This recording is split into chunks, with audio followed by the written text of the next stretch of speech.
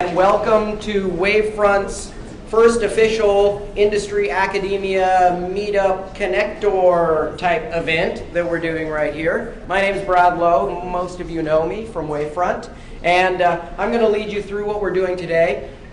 We've got a lot of great speakers, and I'm going to tell you what I want you to think about as you're listening today. If you're from academia, I want you to be listening to the people from industry about what they are saying is going on in the market. What are some of the trends that are happening globally in our focus areas, which I'll talk about in a bit. And what can you pick up on such that your students are well prepared to go out and work in industry, or any research that you're doing can be directed to help solve some of the problems that they've identified, or to track to some of the trends that are happening in global markets. If you're coming from industry, I'd really like you to listen to the expertise and capabilities and competence that you're hearing about from some of our academic speakers today. And as well, I'd like you to listen to some of the programs that are available from some of our assisting agencies and support organizations that will help you to go ahead and make those connections with academia such that you can get some of your R&D work or some of additional understanding of what's going on in the market, or help in meeting those market needs, so you can get that taken care of. So to get things started today, I have to do my paid political announcement. Since I'm talking from Wavefront, I have to talk a little bit about what Wavefront is. So quickly to start off, I'll introduce us. I'm going to talk also about some of the trends that we're seeing that are going on in the market at Wavefront that are going to be really fleshed out much more substantially by the industry speakers, but I'll just give it a quick overview. And if you're there in the audience and you want to tweet about what's going on and how much fun you're having, you can hashtag WF partnering and be the envy of all of your friends and family. So to get started, what is Wavefront? Well, Wavefront's mission is to accelerate the growth and success of the wireless industry in Canada. And we mean right across from small startup companies to large companies that are anchor companies in Canada, to multinationals, to academia. As long as it's driving companies, jobs, and economic growth in Canada, we're all over it. That's what we want to be doing. And so how do we do that? We help by delivering a number of services across these three general areas. It's around business services, so we do have the accelerator space here across the street, if you haven't been to it before, where we house currently about 30 companies, and that's growing rapidly. But we can help those companies as they start up, but also to help companies that are doing, trying to understand their market better, trying to do some business planning, trying to develop their business acumen and capability as a company.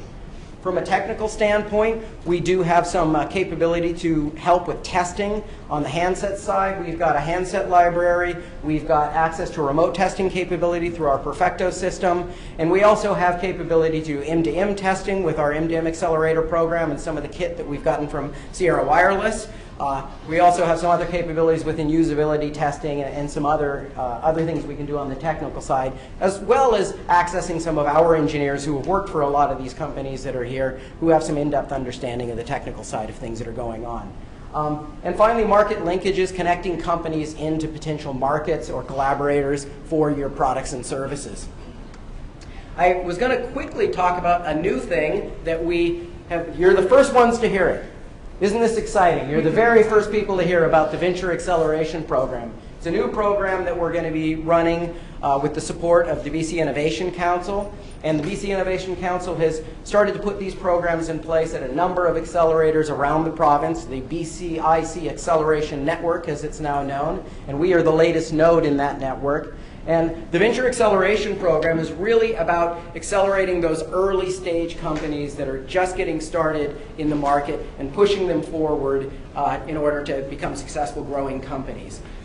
So as I said, it's targeting the early stage entrepreneurs and really to build on what we've already done with companies in our previous programs with BCIC, which was the Entrepreneurship at Wavefront program, which we've run for 2 years previously. So this is the latest thing to do.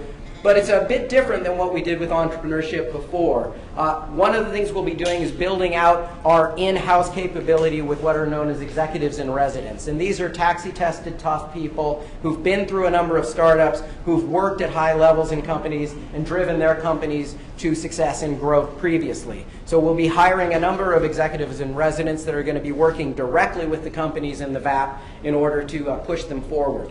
We'll have our usual set of training sessions and business clinics on an ongoing basis for the companies within the program. You do have the opportunity to work in our space in the accelerator, but it's not required. So companies can sign up to be in the VAP, and they don't have to be at Wavefront in order to be part of that.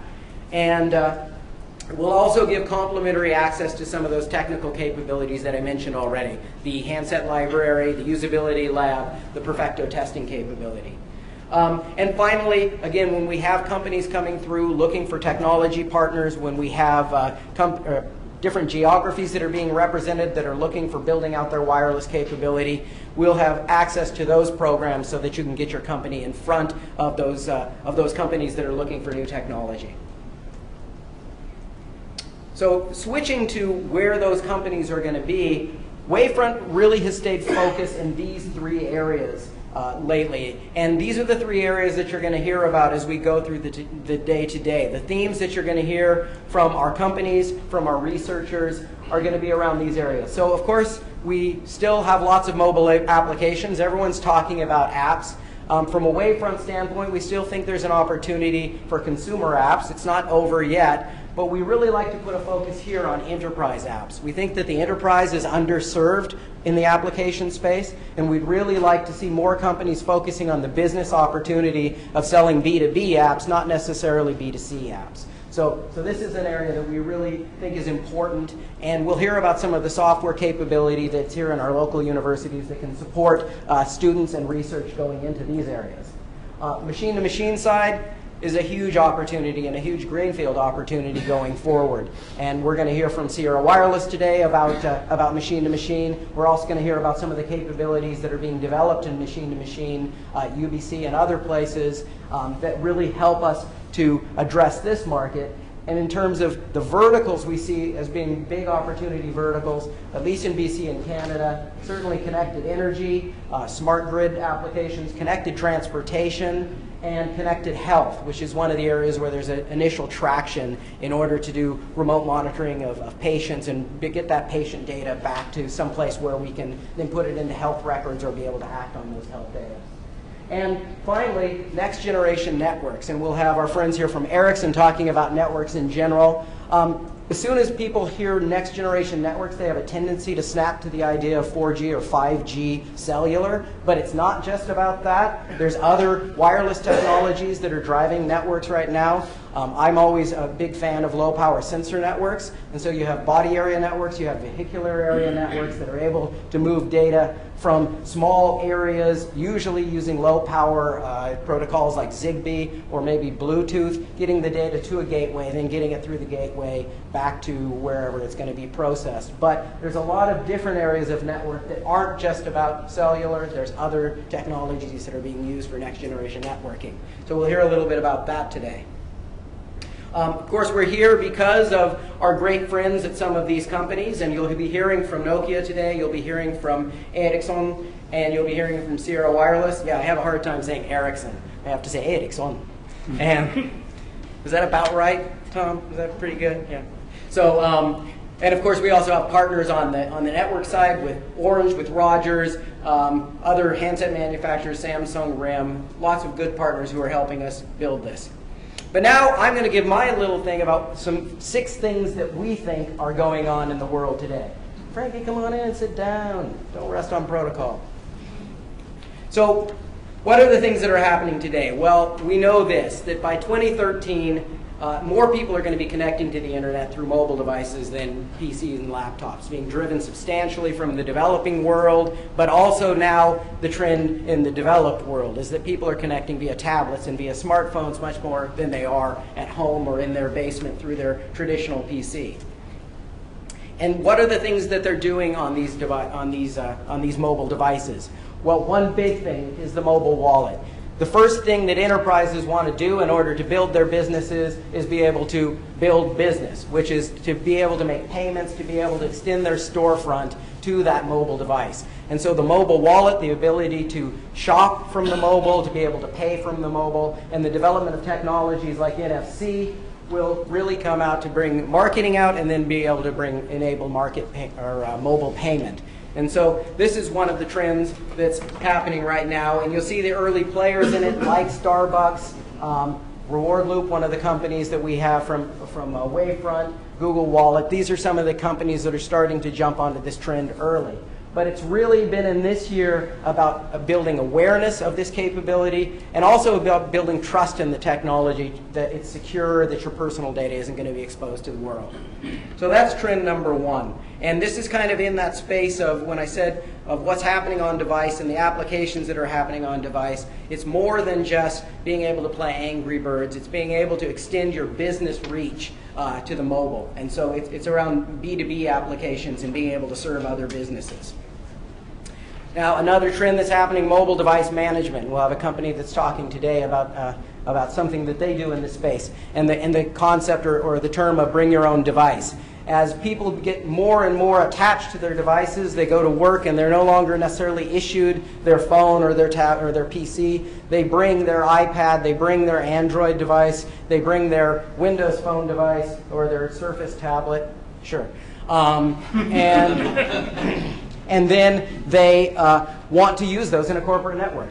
Well, that's all great that you've just reduced the capital cost as a company to have to roll all those devices out, but you just created an IT nightmare because your data are no longer necessarily secure. It's hard to make sure that all the corporate security you want is going to be enabled by those. So being able to create that enterprise within a personal device is a big issue. So you have the issues of security, monitoring what's going on, being able to manage and support all of these things all of these new devices that are out in the network that weren't necessarily issued by corporate IT. So this is the year where we're starting to see some traction in this space. There's lots of companies that are playing in it, and we're still going to see who the winners are. But certainly, you see, this is something that RIM was an early player in with enterprise email. They've got the kind of solutions that can be rolled out to support other things. But again, something that is an enterprise play, a business-to-business play within that mobile space. Another way of doing a B2B play, but using a traditional consumer technology is this whole trend towards gamification. And what is gamification about? It's the idea of taking the mechanics and the ideas around playing a game and turning real-world activities into games to drive customer loyalty, to drive business, to drive increased revenue. And so you're seeing things like some of these early things around being able to track fitness and being able to compete with your friends such that you are buying more Nike shoes or more products or heart monitors or whatever it happens to be around your fitness regimen. And thus, when you're competing, all of a sudden the companies start to get a pickup because you're using their products more and more frequently. But gamification isn't just around things that are traditional fitness and game activities. It can be around shopping. It can be around all sorts of activities that once turned into games can drive real revenue to the companies. And I've got proof that this works because right now one of our companies in our space called Reflex Wireless, who makes this wireless multidimensional or 3-axis sensor, which can be programmed to be a pedometer, essentially. And this one is being tracked as a pedometer. And we're having a competition in our space to see who's walking the most steps on a weekly basis. And just so you know, I'm kicking everyone's ass. But it's really made it fun to actually make sure. You see everyone come into the office this morning and look at the monitor as the data upload automatically to the gateway and see how they're doing against their peers. And so that gamification concept really does get a hold of people and gets people to drive certain activities that you want to that potentially can drive business. So what else is going on in the app space? Well, you hear a lot about HTML5. And so HTML5 is becoming kind of a bit of a hip word right now of what people want to see happening because, of course, it is to mobile what, of course, Java was supposed to be to the desktop a long time ago. The way of being able to deploy an application without having to recode for multiple platforms or multiple environments. So that's all fine and good, but as you all know, the world of dedicated applications hasn't gone away, and so we still see that all of these native applications that are slightly richer may hook into APIs that aren't available to the HTML5 applications. All of these OSs are still working. The interesting thing, and the reason I always like to show this, is that a lot of people don't believe that this is going to really happen. I actually do believe it will, that we'll see Windows Phone actually outpace iOS sometime. I'm not sure when that is going to happen. Android's still at the top, and I think that's going to still stay the same. But I do think that we're going to see the three ecosystems of Microsoft, Google, and Apple be the three that are taking off. Interestingly and happily from a Canadian standpoint, we don't see RIM falling off the table yet from the standpoint of what these analysts are saying. I think this is from Gartner. So we'll see how this all plays out. But definitely native applications aren't going away anytime soon because of the richness of the experience, but also the fact that people have already started to get used to this idea of the application store and going to actually download apps instead of necessarily having web-based applications that can serve their needs. We talked about next generation networks. Well, in order to deal with all of these large demands on wireless and even the back-end wired networks, we need faster and faster networks with bigger and bigger bandwidth. Because these are the kind of things they're doing. You know, mobile video is sucking a huge amount of bandwidth right now as people get used to YouTube and all of these other things they want to do. Cloud computing, as we move the intelligence into the cloud and people are just carrying light clients on their devices that access the capabilities, or no client on their device that access the capabilities in the cloud. As more and more things move back that direction, it puts higher demands on the network. Of course, mobile browsing, an obvious one that people are using. More and more multiplayer games that are using the network, especially as we pick up and get better and better with latency issues in the network, where sometimes now we don't have to worry as much about that. And then music, health and wellness, other things that are driving the need for bandwidth. And one of my last but not least, and in fact favorite applications, and something I hope everyone pays more and more attention to, is the machine-to-machine opportunity. And we're going to hear a lot more from a lot smarter people today about machine-to-machine. But really, the idea that we've pretty much saturated the consumer market for mobile devices that they use for their traditional needs of communication and their personal data needs. But there's more and more devices out there in the world with low-cost radios and processors that can then be made intelligent. And so you can connect essentially any device to any other device. And that's all fine and good. But the fact that you can connect your refrigerator to your car, what does that actually mean? What are you going to do? What are the applications of those things being connected? And that's one I don't even think that we've scratched the surface of thinking about. And so it's a real opportunity, I think, especially in Vancouver, where we do have a strong software competence. We've got a strong data capability, wireless data capability from a long tradition of companies, you know, from MDA through MDI, MDSI, Sierra Wireless. We've got a lot of competence to play into this market, and we really need to start thinking of what are those market opportunities that we can really take advantage of because of the fact that it's now easier and easier to connect device A to connect device B and do something with the data that are being communicated between the two of them. And some of the areas that are anticipated to grow, you'll see this is from Beecham Research. You see that there's a big opportunity going forward in the transportation space, in the consumer space, more and more so in the medical space, and of course in energy that we talked about before. So some of these verticals are going to benefit from the fact that the machines can talk to other machines and do something with those data. So that's my little spiel about Wavefront and about some of the opportunities that we're tracking from a Wavefront standpoint as being areas that are rife for building out. We're going to talk more now, and again, to start, I'm going to change in real time the agenda, so be careful here. But we will start in general with our speakers from Sierra, Nokia, and Ericsson that are going to give us an understanding of what's going on there in the world from a machine-to-machine standpoint, from a network standpoint, from a consumer device and application standpoint. Then we'll be having a discussion or presentations from some of our colleagues that are from the various universities and academic institutions. So from UBC, from Emily Carr, and also from Grand, which represents a whole network of researchers across the country. And then I'll have presentations on some of the programs that are in place from some of our partners, like the INSERCs, the MyTax world, the IRAPs, the UBC industry partnerships, and on how they can help to support building these connections. And finally, a case study of how it really works in real time. One of our companies, Fusion Pipe, that's located at Wavefront, who've hooked into a number of these different programs in order to help them move their product portfolio forward. And so Peter's going to tell us a little bit about how that worked. So I think without any further ado, I'd like to introduce our first speaker from Sierra Wireless. And I'll let you introduce yourself from a bio standpoint, but Willie Wong. Okay.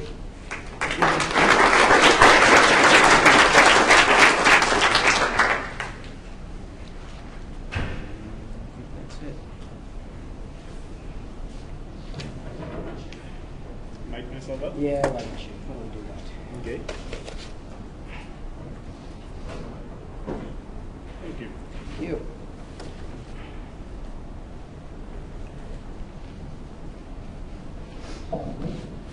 Tricky. You can do that and I'll put you in the presentation. Okay.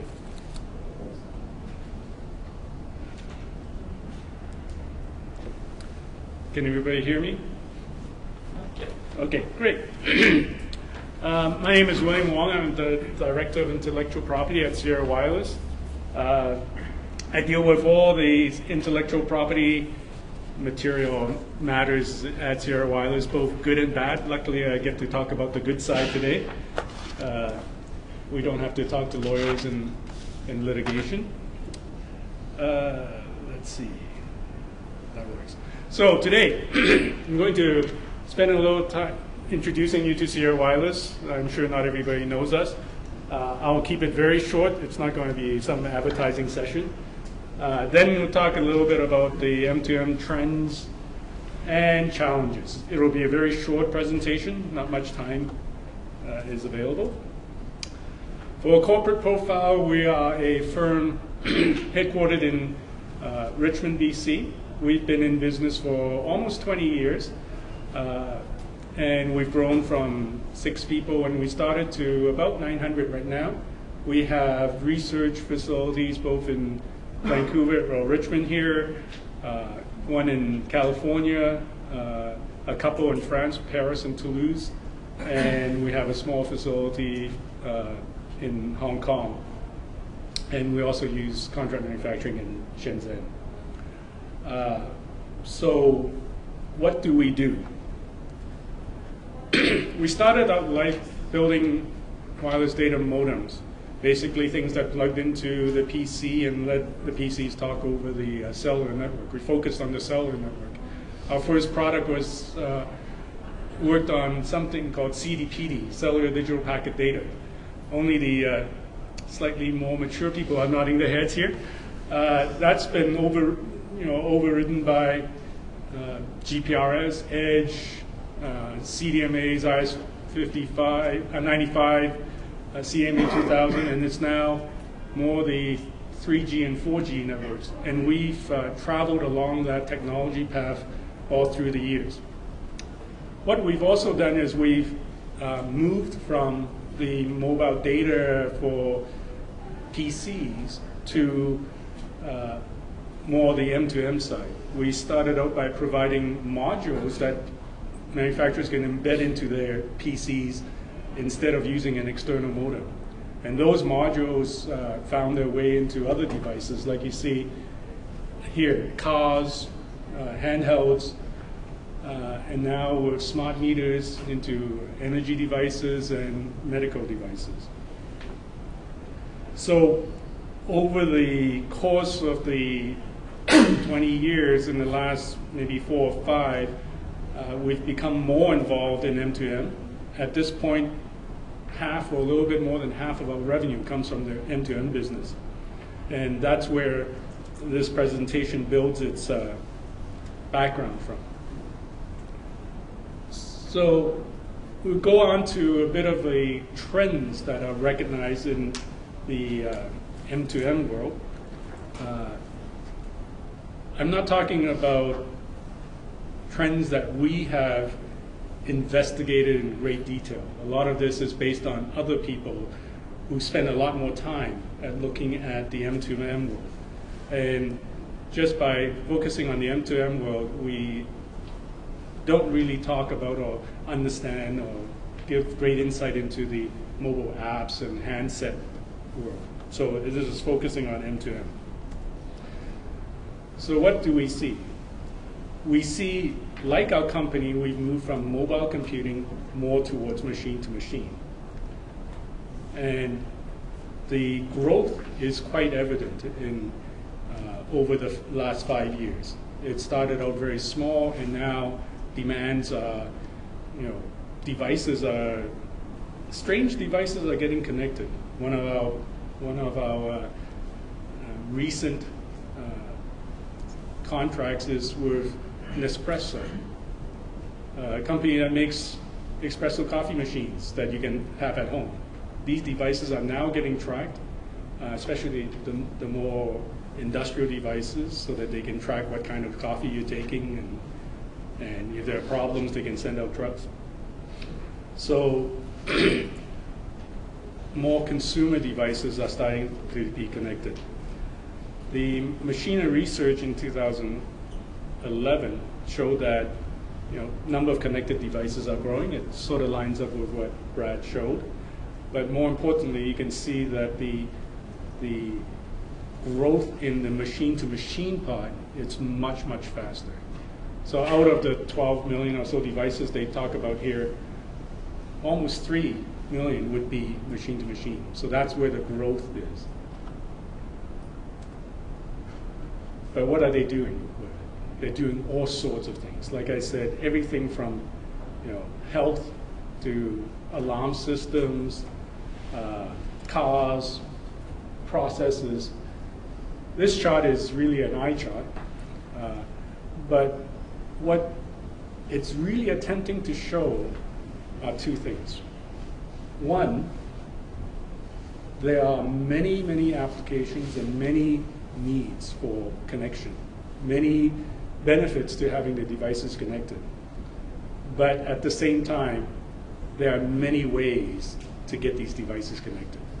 And in almost every instance, they create their own little proprietary network, or proprietary connection method to get hooked up. While this looks very impressive, it can be a problem when we're looking at the growth that we're talking about. It's going to be very hard to get there with this type of fragmented approach. And I can't say Ericsson properly, but Ericsson also looked at this, and they had my slide. But it's a great slide. That's why we steal it. It's terrific. I hadn't thought of this before, but it's true. From the early years, we connected places. You had a phone in the office, you had a phone at home, or you had a data connection to your mainframe. But in the last couple of decades, and maybe specifically this past decade, it became a matter of connecting people. It's all multiple devices that you're carrying. No longer, there are a number of my friends, and especially my kids' friends, who have no landlines. They just have a mobile, because it's a connection to them as a person, not their home. And what we see, or what Ericsson forecasts, is that we're now seeing an inflection point where it's devices that are getting connected. It's not just people. It's not, you no longer think of 3 or 4 connections per person. You're going to think of tens and more, 20 per person, because they're all devices for that person. It's already happening without you realizing it a bit, because you already have alarm systems at home, you already have cars that may be connected, but the forecast is that it's going to grow really fast. And you see the 50 billion unit number that's been looked at, that's been suggested here for, not that far away. So after a hockey stick graph, everybody always sits there going, that's another hockey stick graph. Is it really going to happen? Well, I don't want to spend the time here, and I probably don't have the ability to analyze all the people's reports like Ericsson's and all their studies and to justify how they've come up with the right numbers. So we decided to take a slightly different approach to say, how have other hockey sticks lived up to their hype? Some simple ones: Intel, 1995, 3 million transistors. Now you've got 4 times that. No, sorry, 400 times that. Similarly, number of pages on the internet, the amount of data that people are trying to access, the amount of data they use have grown incredibly. Windows has bloated, but that's another point.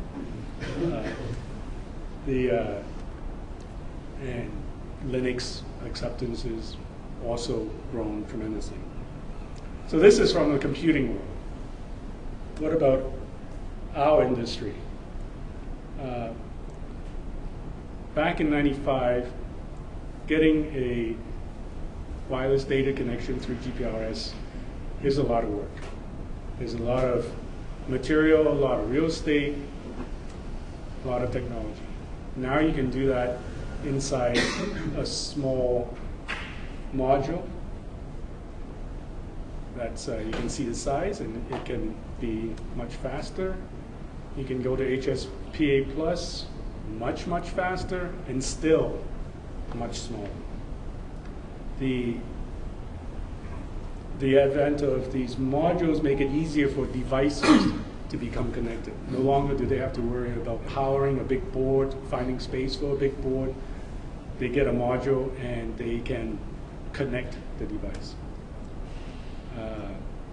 And are people using that information or using that capability? Over the course of the 15, 16 years, people have adopted data connections incredibly well.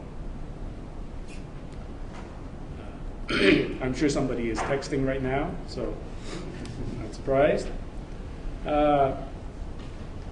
At one time, somebody suggested that maybe there would only be 500 million subscribers to GSM, much like an AT&T commissioned study about the cell phone usage. There were only going to be 900,000 users. We now have 5 billion subscribers. So together, this means that there are many more users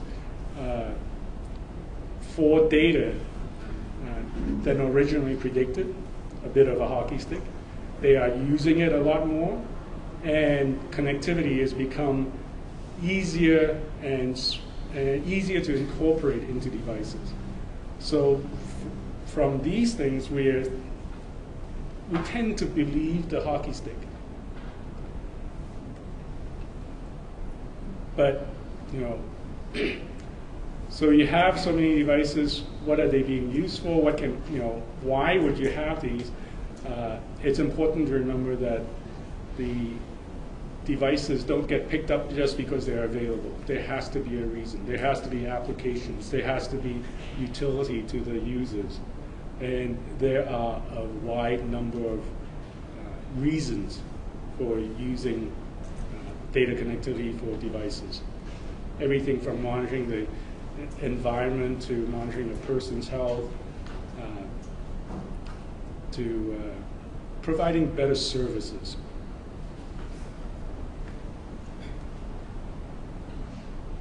So I'm going really fast. So what are the challenges? Given our view of the growth, the scalability is going to be a challenge. So to make sure that it's scalable, you have to, one, make it easy. This slide is showing that there are objects that need to be managed, monitored, connected to, and applications in the cloud that needs to talk to them. But the organizations, the companies that are making the objects and the companies building the applications cannot be required to understand RF, cannot be required to understand how this wireless data works. They can't be expected to be wireless data experts if we're going to grow into the future that we're predicting. So we have to provide devices that are easy to incorporate. We have to have wireless services that connect them easily. We have to provide the application developers development tools, device manufacturers development tools. We have to have a community, just like what Wavefront is building themselves for, to fill in the middle so that all the device manufacturers can easily incorporate connectivity to their products. And application developers have to find it easy to connect to those devices, manage those devices, upgrade those devices, and provide more services based on access to these devices. Second thing is we have to make it open. By that we mean objects can't be just dedicated to one supplier of the service. It's not just one alarm system talking to one alarm company. If you want to get the ecosystem to grow to 50 billion devices, you want the concept of these smart devices being able to connect to each other, being able to talk to each other, being able to share information, or being able to share a link. And all the data, ideally, you want to be plug-and-play machines, if you will, that can be visible to the outside world. As an example, maybe you just picked up a blood glucose monitor because your doctor just told you you start having to poke yourself every day. You bring it home. Maybe the alarm system recognizes it. It ties it in with your exercise machine and start providing some linkage between that information. Then a service provider, a health service provider, may now find that you have that machine, that glucose monitor, and start tying in with the health program that it's building for you. So the fitness program you sign on every day all of a sudden shows blood glucose reading and be able to provide you a linkage to the amount of exercise you did last night to the readings. And to do that, you need the devices to have some open method of defining themselves, that the service gateways can recognize them and interrogate them and get information and understand how it all ties together, so that the service providers can provide more service. And that's how it will generate the volumes that we're talking about, the adoption that we're talking about.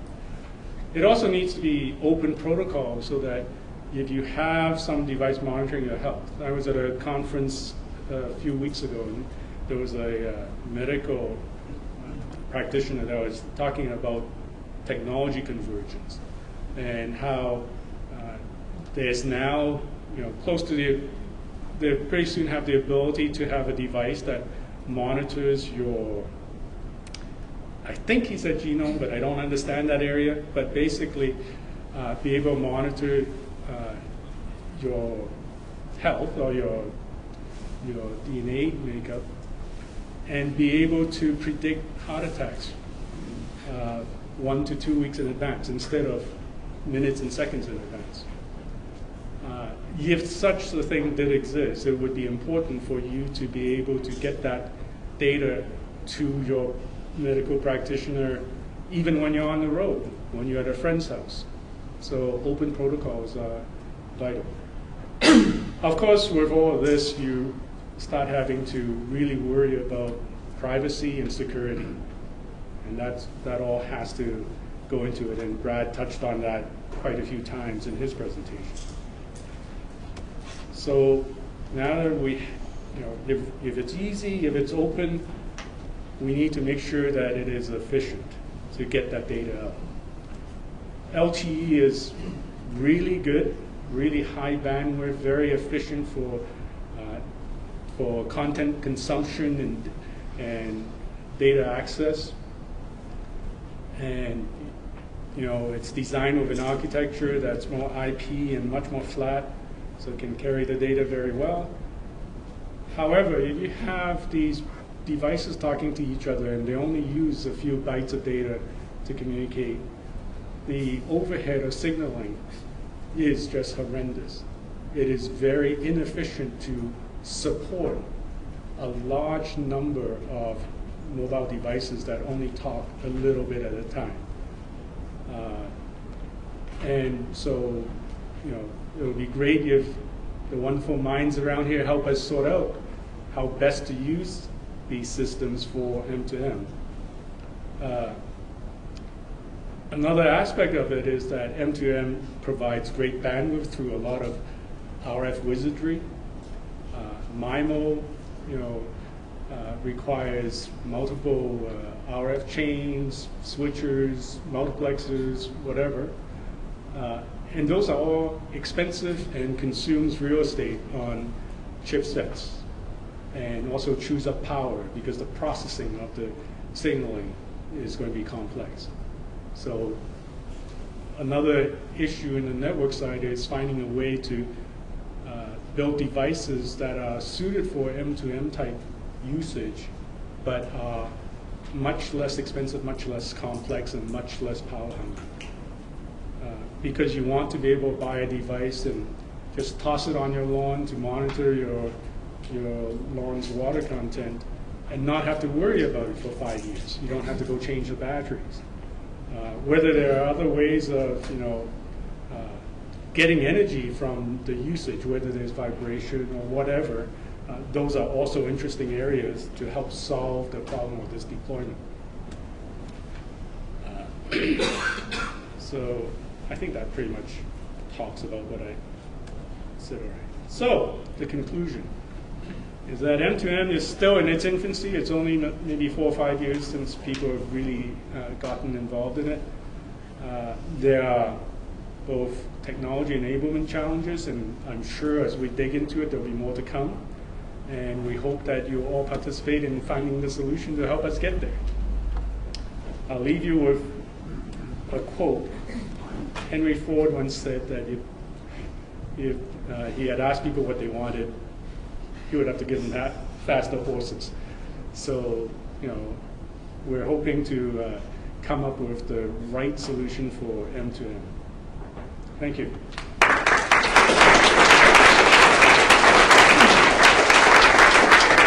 We've got time for a couple of questions if someone wants to jump in and ask a couple. Anyone? Come on, don't be shy. They want to get to the Nokia presentation.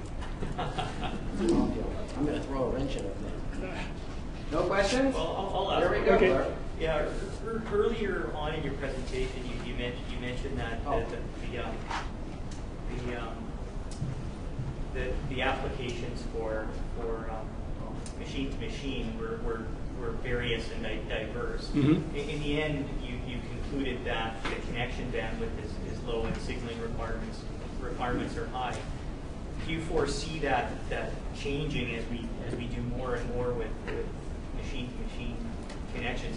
Right now, I can tell you with the Ericsson, that's our assumption now as well, but we're just not sure because we're just scratching the surface on the applications.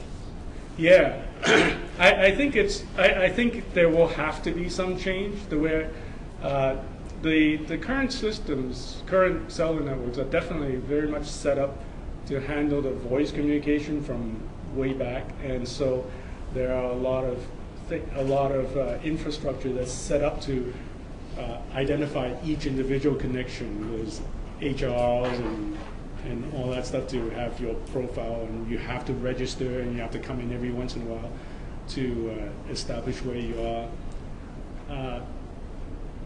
I attended a presentation by a professor from Dresden who talked about the network architecture that he's looking at. He's looking at these types of numbers as well, and also relying on some of the Ericsson predictions on the volume. And he made a bold statement that eventually we may need to change to a network where you don't do that anymore. It's much more distributed so that devices don't have to check in until they have something to send. Addressing becomes a huge problem when you've got so many billions of devices and you have to keep track of every single one of them. So he's foreseeing some changes in there, whether it can be incorporated into the same network that supports cellular data communication the way we know it now. It's hard to know. But your company would be in the forefront of actually helping us solve some of that. Yeah, I guess I'm thinking in terms of machine to machine as well. That's a great answer. But if you go into medical, for instance, you know, you can envision doctors walking around with iPads or whatever and sending medical images here and there, and their machines doing the same thing. That changes in nature. Now you've got massive volumes of data, as opposed to what the assumption is today is that lots of connections, very little data being shared. And I'm just wondering whether you've got any thoughts. Yeah, in our minds, what you describe in terms of the doctor using the medical data, that tends to be more like the current usage, current data access. The machine-to-machine that we're focusing on as being billions of units tend to be the little alarm systems and infrequent data and little movement. Yeah, but it will be a challenge to have a network that supports both efficiently.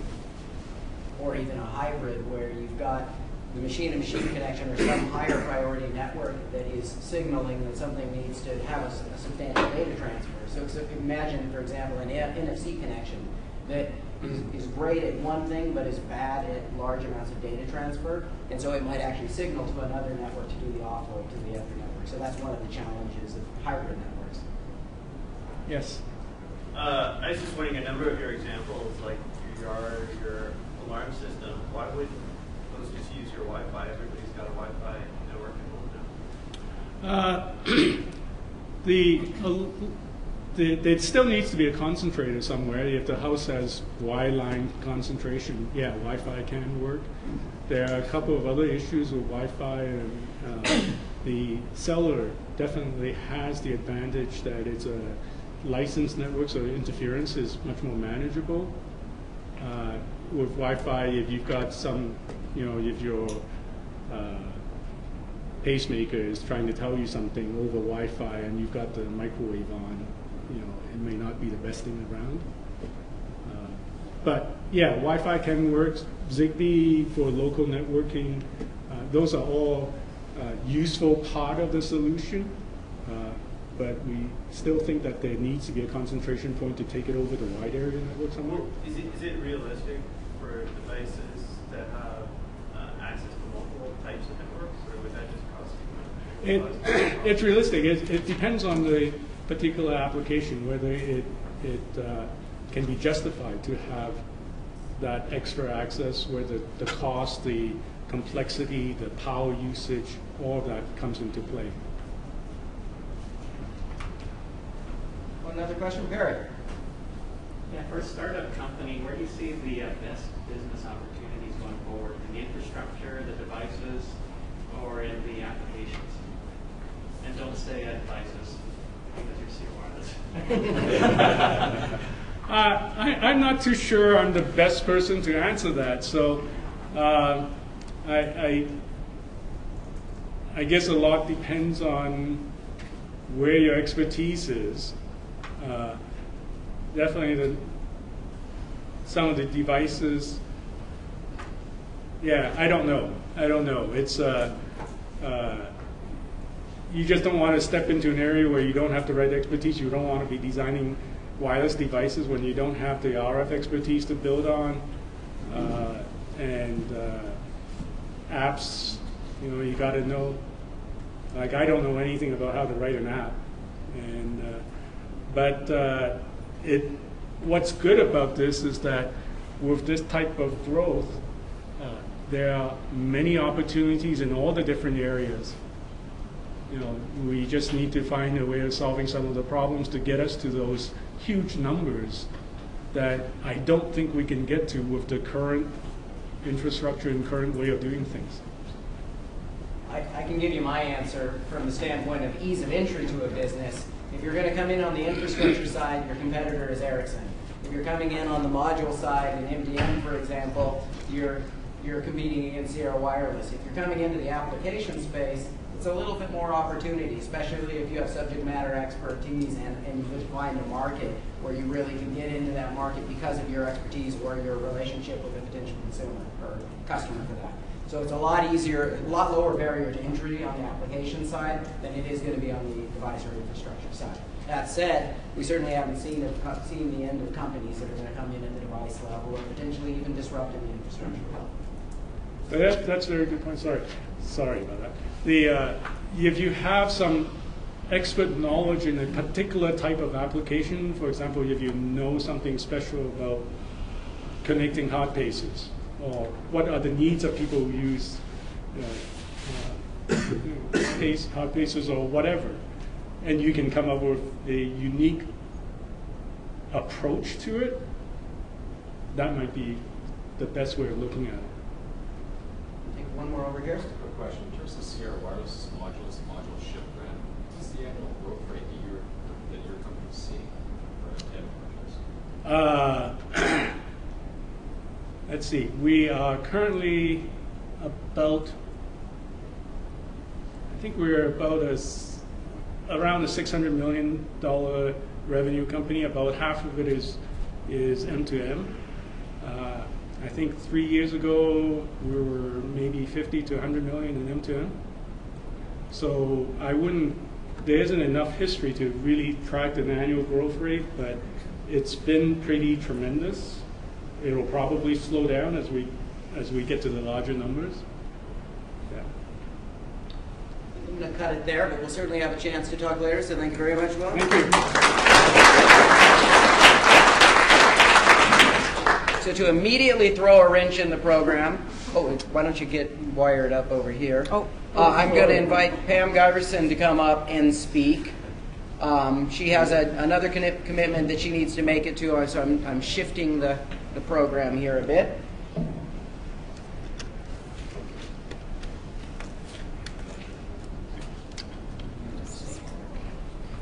You connect that to someplace in here, and then you put this somewhere in a pocket. I don't have pockets. Oh, you don't have a pocket? Well, That's then you fine. can. I'll just leave it there. Just going to move this one file while I'm setting up. How does that work? Can you hear me okay? Everyone here? I'm always accused of being very loud, so I probably don't need the mic at all. Take it away. Great.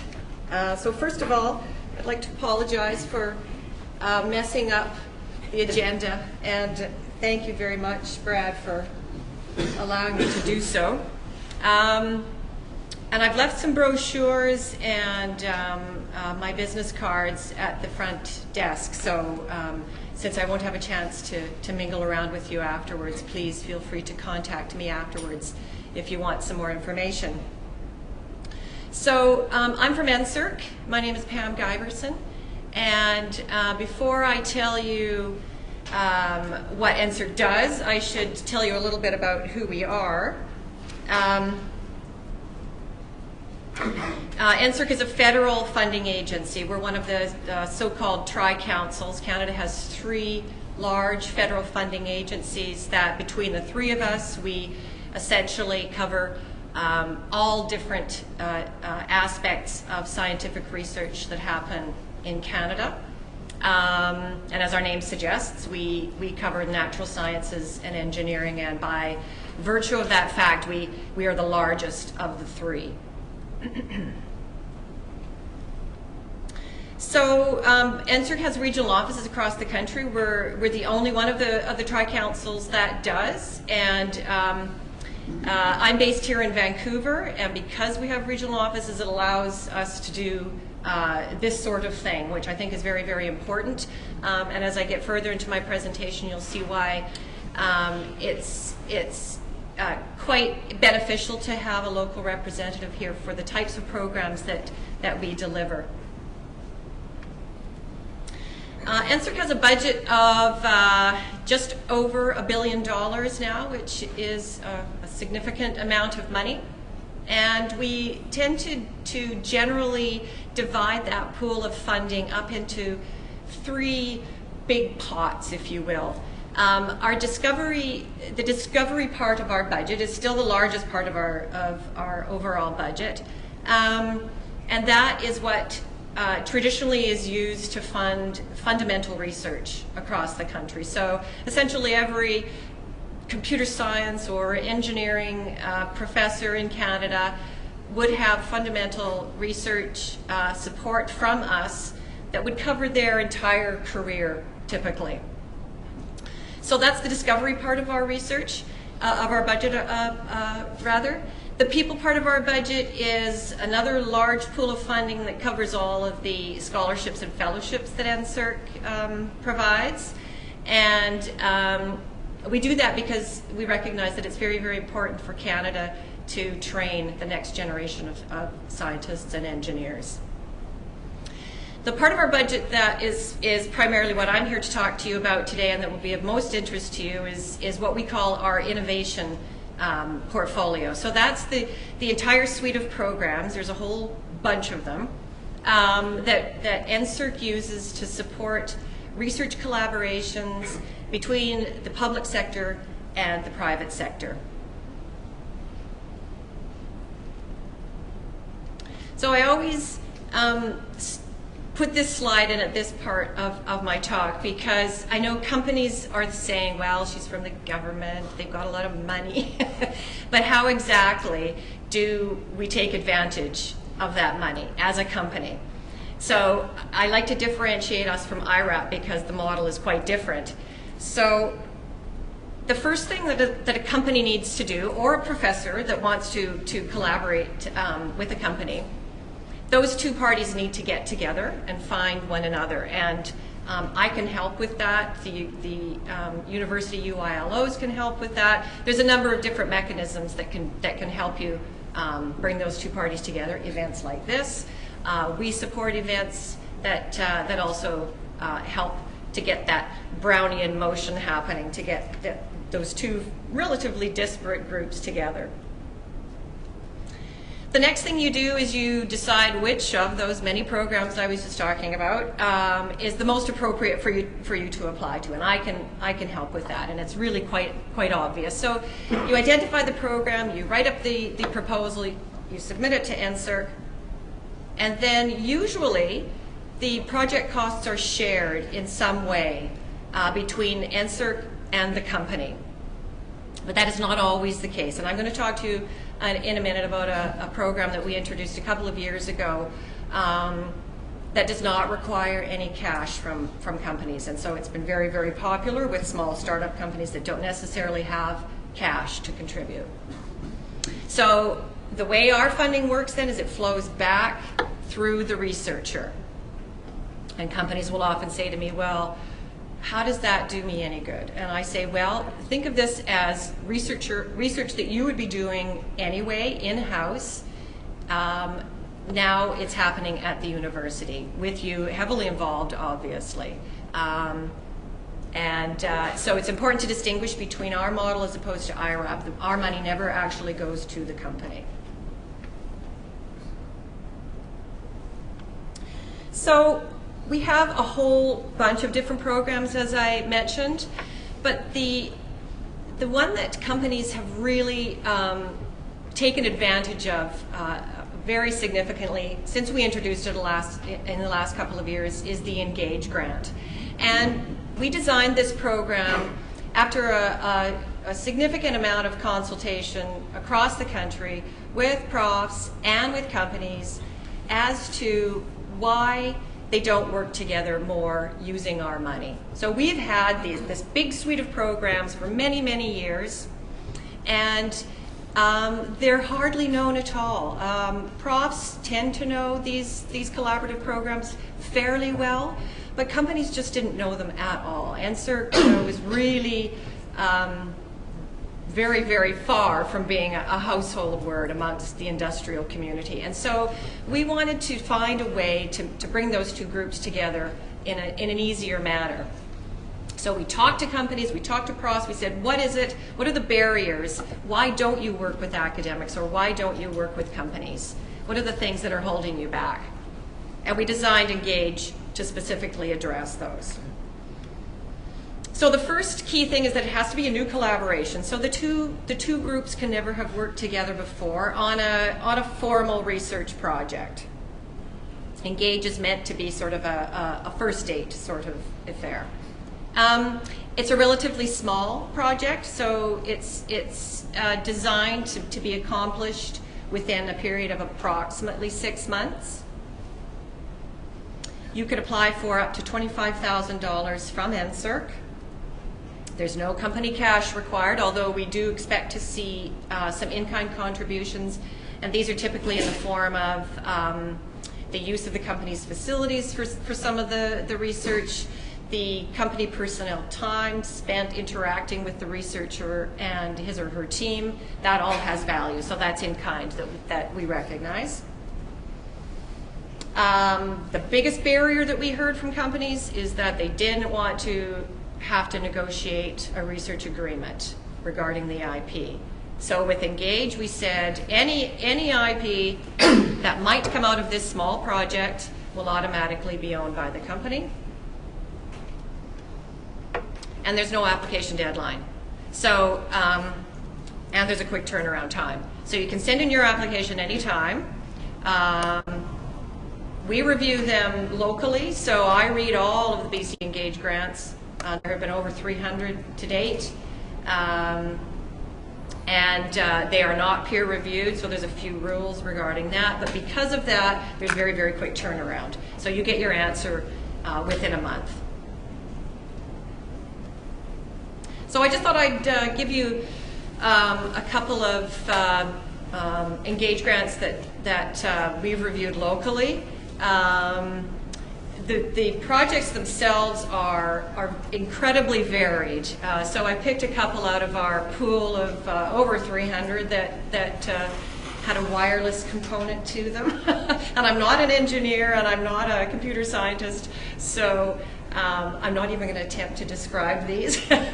But this one was with Dr. Patavaraman from UBC, and he worked with Cisco on a project. And this is just another example of Dr. Kaminska, who's in the School of Engineering at SFU, and she's also the Canada Research Chair in Wireless Sensor Networks. And she worked with BMS Integrated Services, another local company. So the thing with Engage is it's a very, very nice way for a professor to gain access to a company, and for a company to gain access to professors, and to see and to work together on a smallish project to see whether or not there's a good fit with expertise and personalities. We have another little grant that we introduced at the same time as Engage called Interaction, and this can be used as a means to travel, to meet one another if, for example, a professor identifies a company somewhere else in Canada and they want to travel and meet the research team of the company to see whether or not there's a fit in expertise and needs, and so we can cover the costs of that travel. So if the Engage grant works and you want to carry on with the collaboration, the most logical mechanism to do that via NSERC, and we recognize that not every Engage grant is going to first work in terms of the fit between the parties. Sometimes the company's problem will be solved and everybody will go away happy and there's no need for further collaboration. Sometimes the company will want to access funds from other government sources. So we don't necessarily say that a win has to be the payer coming back to NSERC. The win from our perspective is the company being satisfied, having their problem solved, and being able to move forward. However, if you do want to take advantage of other NSERC programs, the most logical one to use is the Collaborative Research and Development Grant. And we've offered this grant for years and years and years. It's sort of our flagship partnership grant. But the difference between this and Engage is that company cash is now required. So again, there's an industry partner required. It's a very focused project working on a company problem. The cash that you can ask from NSERC is larger than an Engage grant. So you can ask for anywhere between $10,000 and $500,000. The average CRD grant is around $50,000. They can be multi-year projects.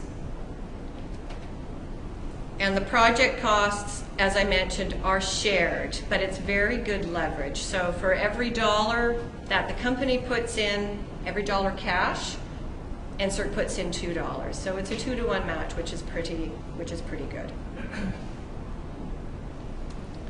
Sorry, one question. Sure. Is that direct cash or is that in kind? It's cash. It's cash, and the other $1 is made up in kind. Okay. NSERC also has several programs to help. Oh, sorry. Go ahead. I'm just curious if the $1 goes to NSERC or if it goes to the academic lab. The dollar from the company goes to the university and into the researcher's lab. Okay. We have programs to get students into companies, which have proven to be very, very popular. I'm almost done. So you can get an undergrad.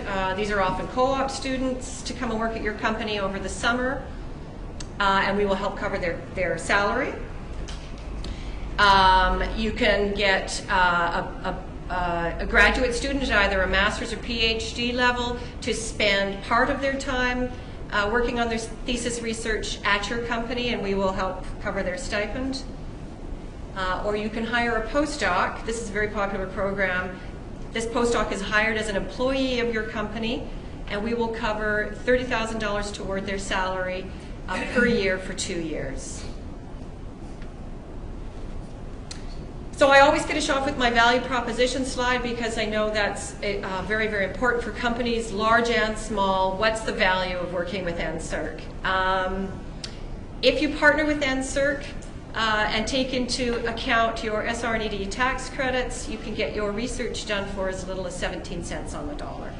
So it's a very good idea to talk with me further. Thank you very much. Thank you.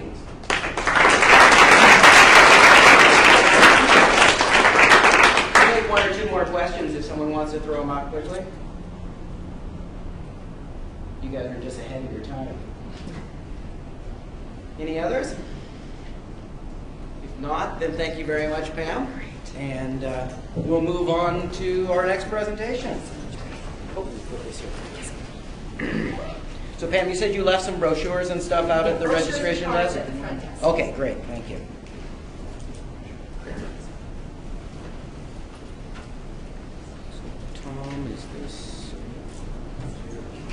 Is this one? Wow, I hope we're not going to eat all of the slides. Is this it?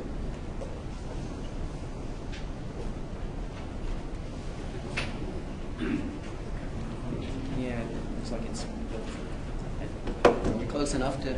Okay. I think it's more advanced than your computer. Anyway, our next speaker is Tom Nyberg from Nokia. I'm not going to play the game anymore. Who I've worked with for quite a long time and is also on the board of Wavefront. But he'll be talking a little bit about mobile application trends and challenges. So thanks, Tom. All right, thanks, Brad. Good to see everybody. Yeah, I have plenty of slides, but some of them I'm going to fly through. So what I wanted to I was kind of looking at this title of the presentation on Friday, and I was sort of thinking, okay, so this could be this could go many ways, and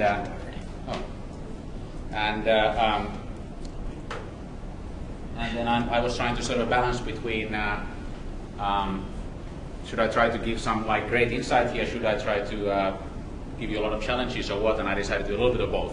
So so I have some sort of industry trends. I think, you know, I have the sense that it's always something that you guys want to hear from us from the companies, but and I try to avoid sort of too gross Nokia propaganda on the material. There's some at the end though, and then I'm gonna sort of you know, more as a individual contributor, sort of like actually ask some questions, and about the business, about the industry, and which maybe more represent maybe my views than necessarily Nokia's perspective officially on things. So that being said, let's get going. So in a sense, this is a couple of slides. Actually, there are 3 slides here at the beginning of 4. And if we actually sort them out, then we can pretty much pack up and go home. So, so there are basically kind of in a application business, there are really actually two kind of a major issues or paradigms that that everybody is struggling with. One is the discovery of your app, and the other one is monetization. So if you find a way to kind of get all your target users, whether it's consumers or B2B or whatever, to find your app, you're 50% there. And then you find a way actually to get money somehow, from them or for somebody else, then you are sort of done. So it's sort of pretty simple business, as for simple people. Problem, of course, is that when there are now, in the range of millions of different applications on the different platforms, and most of them are just trying out their luck without a clue how they're ever going to get the penny back, it sort of actually presents that sort of problem. How do we actually make this sustainable? And I think some of the industry trends that Brad was touching on earlier, from sort of Wavefront's perspective, I think they are spot on. I think what Wavefront is doing really well is really identifying and trying to kind of guide the Canadian industry to focus on those things where there is some opportunity and future business, and I think that's hugely valuable and the right thing to do. So if you have solved those 2 questions, in the previous slide, there are 2 more just to increase the sort of a level of difficulty here. One is like, you can either do it in 1 or more markets. The thing is that obviously there is like nearly 200 countries in the world with different types of people and languages and political systems and whatever. So, it creates quite an interesting, opportunity, I guess, is the right way of saying it. At the same time, you can fail miserably if you don't recognize, what that means. And if you have taken care of this one, then you can just have the one last thing to solve, which is like, how do you kind of tackle the fact that there are mobile devices which range in price points from about $20 up to $500, and obviously have very different capabilities, are sold again in different countries, bought by different people, subsidized or not subsidized by carriers, operators, or some other players in the value chain. So all these things, consider, when you put that together, it's quite a complex matrix to navigate through, and especially if you are a small company or if you are a researcher, finding the right question to solve, and then if you're a company, eventually you should be trying to do some business out of it. It takes quite a lot of focus. It requires quite a lot of innovation, and that obviously isn't always easy. And towards the end, I'll bring you some of my perspectives on what might help there. So that was the sort of a first four kind of slides, and I would assume that we probably continue with some others, because I think we might need to have a longer discussion to solve it.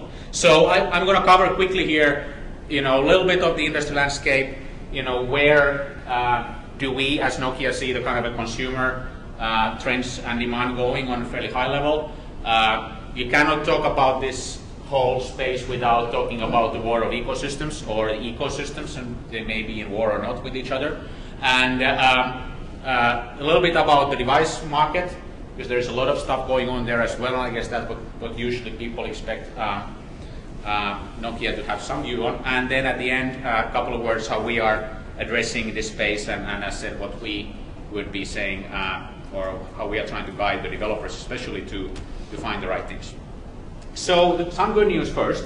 The mobile industry overall is regardless of what some people thought a year or two ago when they thought this is like it and there's no growth anymore and everything is going to be miserable, there is definitely growth in the industry, and that growth is quite strong compared to any traditional or non-traditional industry out there.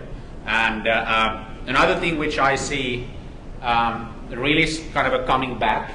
You don't see it, I think, right now, but this is especially for, coming, let's say, for you guys coming from the industry, university background, is an interesting paradigm is that, the hardware innovation is not stopping. I mean, there are a lot of people who have been, and most of them are software people, who have been saying in the last couple of years that all the value is going to be in software, and who cares about hardware anymore? It's going to be done in factories by robots and whatever, and and there is no innovation there. And I absolutely disagree with that sentiment.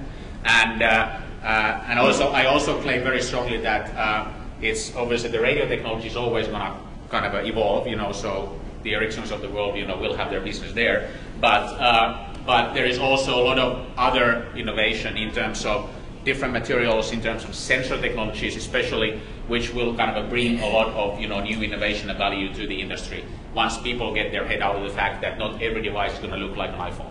So this is definitely something which is going to, I think, evolve quite a lot in the next coming couple of years. And when I show some charts later on of the mobile device market, it's very obvious that, in order to break the paradigm there, innovation will come in, and that will change some of the kind of a current situation sooner or later. Another sort of interesting thing, obviously, is this comes to the monetization part, is that there is obviously a lot of shifting and finding going on in terms of where does the sort of money go that people are spending. To some extent, the money that people spend on these things, let's say internet entertainment is growing, but at the same time there's also obviously a lot of shifting, inside of that bucket from the traditional industries, traditional entertainment industries towards new ones.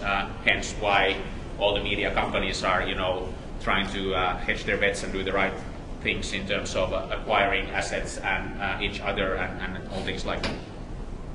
And definitely then the business-to-business area, the sort of mobilization of different industry verticals is going to have a huge impact on our lives, and it's going to have a huge impact on the business and how the money is going to be shifting. So, healthcare, different productivity applications, all those things are going to have a huge opportunity to be fulfilled, where I think definitely from a research as well as business innovation perspective, that's where probably the biggest sort of uncharted territories right now lie.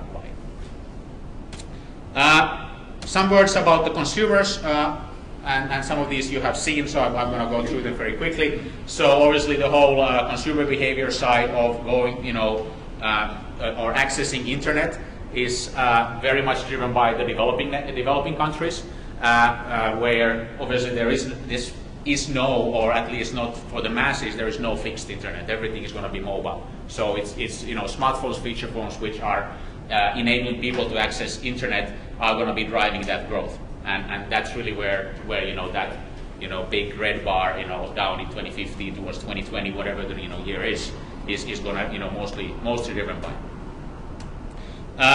Oops, there's something wrong with this one. The interesting thing about applications and the internet access is that, so here is a preference sort of a scale from 0 to 7. So 7 is basically, that's really what I want to have, strongly agree.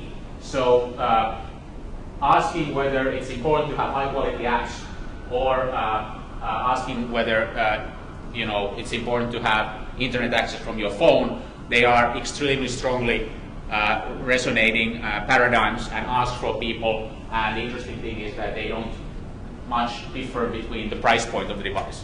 So yes, there will always be people who are less technically savvy, but we should never mix that up with just the price point of devices, because there are a lot of people, again, in countries where they have less spending power, but that does not mean that they have less of an interest to access internet. It could be quite the opposite. So that's why we are seeing, when you look at the price points, below 100 euros or $100, where there's enormous demand, and that's where the current explosive growth is happening. what comes to phones and technology and access to internet. So that's definitely a thing we see happening as we speak. So summarizing a couple of consumer trends and in a couple of buckets.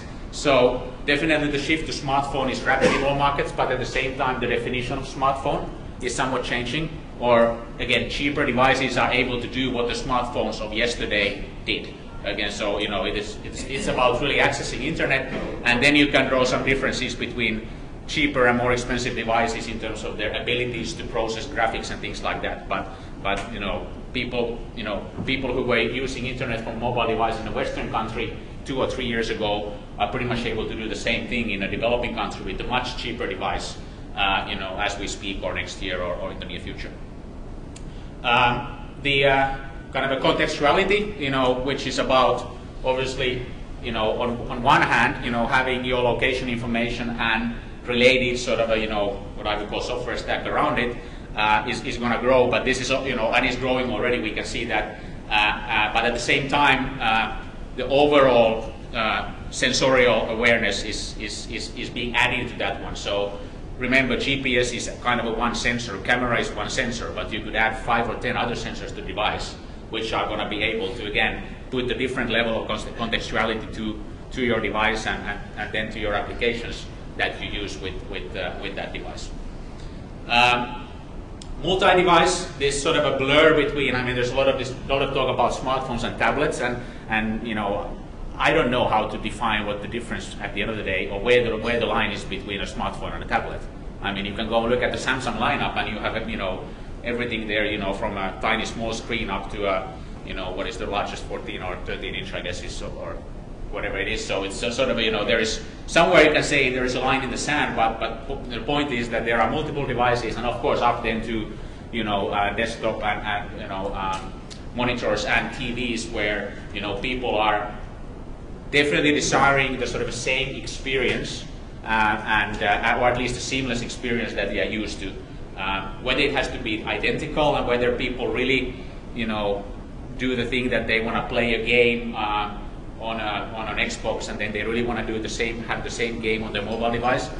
I never bought that as 100% correct assumption, but at least the sort of familiarity of the experience is quite important. And that we look at what Microsoft is doing with Windows right now, it's exactly that. Making sure that the familiarity is there, and this of course is what Apple has been doing for several years already. And then the applications and content, obviously, it's gonna drive it. There's always gonna be the ones who are successful, who make the hit products. But and then there is always going to be the new paradigms. What Facebook was, a couple of years ago. Right now, I guess everybody thinks Facebook is kind of almost old-fashioned. At least everybody knows it. And there's going to be the new thing. New things coming there, which are going to, again, connect these things, put probably contextuality more into the game, and offer a sort of a new paradigm that people are going to go crazy about. So. From consumer, let's move then a little bit to the this ecosystem situation and what's really going on there. And some of this actually, what I probably would like to ask to sort of you to think of it in the next couple of slides is really, what the speed here is. If there is another industry which is changing this rapidly, I don't know about it. And it's very brutal, and some of these charts are gonna, I think, kind of show that, and it's good to put in context also when you compare these with the stock price of some companies which are related to this one. There is a sort of correspondence there. So obviously, you can see and we can see this sort of Google Android enormous growth in the last year. It's just been like without comparison, dramatic change in the industry. However, there are a couple of points maybe to soften a little bit of that 70%. So this is right now the smartphone ecosystem. So this, again, where you draw the line between a smartphone and a feature phone is a little bit of a blurry line. And Android has a lot of price points already, which you could say are in the feature phone range. So this isn't 100% a fair comparison, but nevertheless, Android is dominating, and then Samsung is dominating inside of Android. So it is very dramatic, and if you look at the pace of the change, it is quite dramatic. And you know, I think that right now the direction, you know, without going into specific, you know, debate, you know, what the exact percentages should be, but I think we are seeing a trend where obviously, you know, Apple is and iOS is fairly stable in terms of their dominance in value of the industry. Android is very strong. I mean, 70% is so strong that it always begs the question, how long is that going to last? Windows is growing, and then obviously the big question is, you know, what's going to happen with RIM? Definitely, you know, they don't have an easy case to sort out there. I think these you can see some of the blue ones might be a little hard to see there. I think the sort of the dramatic change in the industry can be mostly seen if you look at forget about US or North America in this context, because it's sort of actually less dramatic than the others, and now you can see all the numbers here. So if you look at Europe and Asia, that's really where you see kind of what has been happening and how quick the change has been. Basically, in 1 year, you know, and especially if you look at the, you know, red, which is Symbian, and blue, which is Android.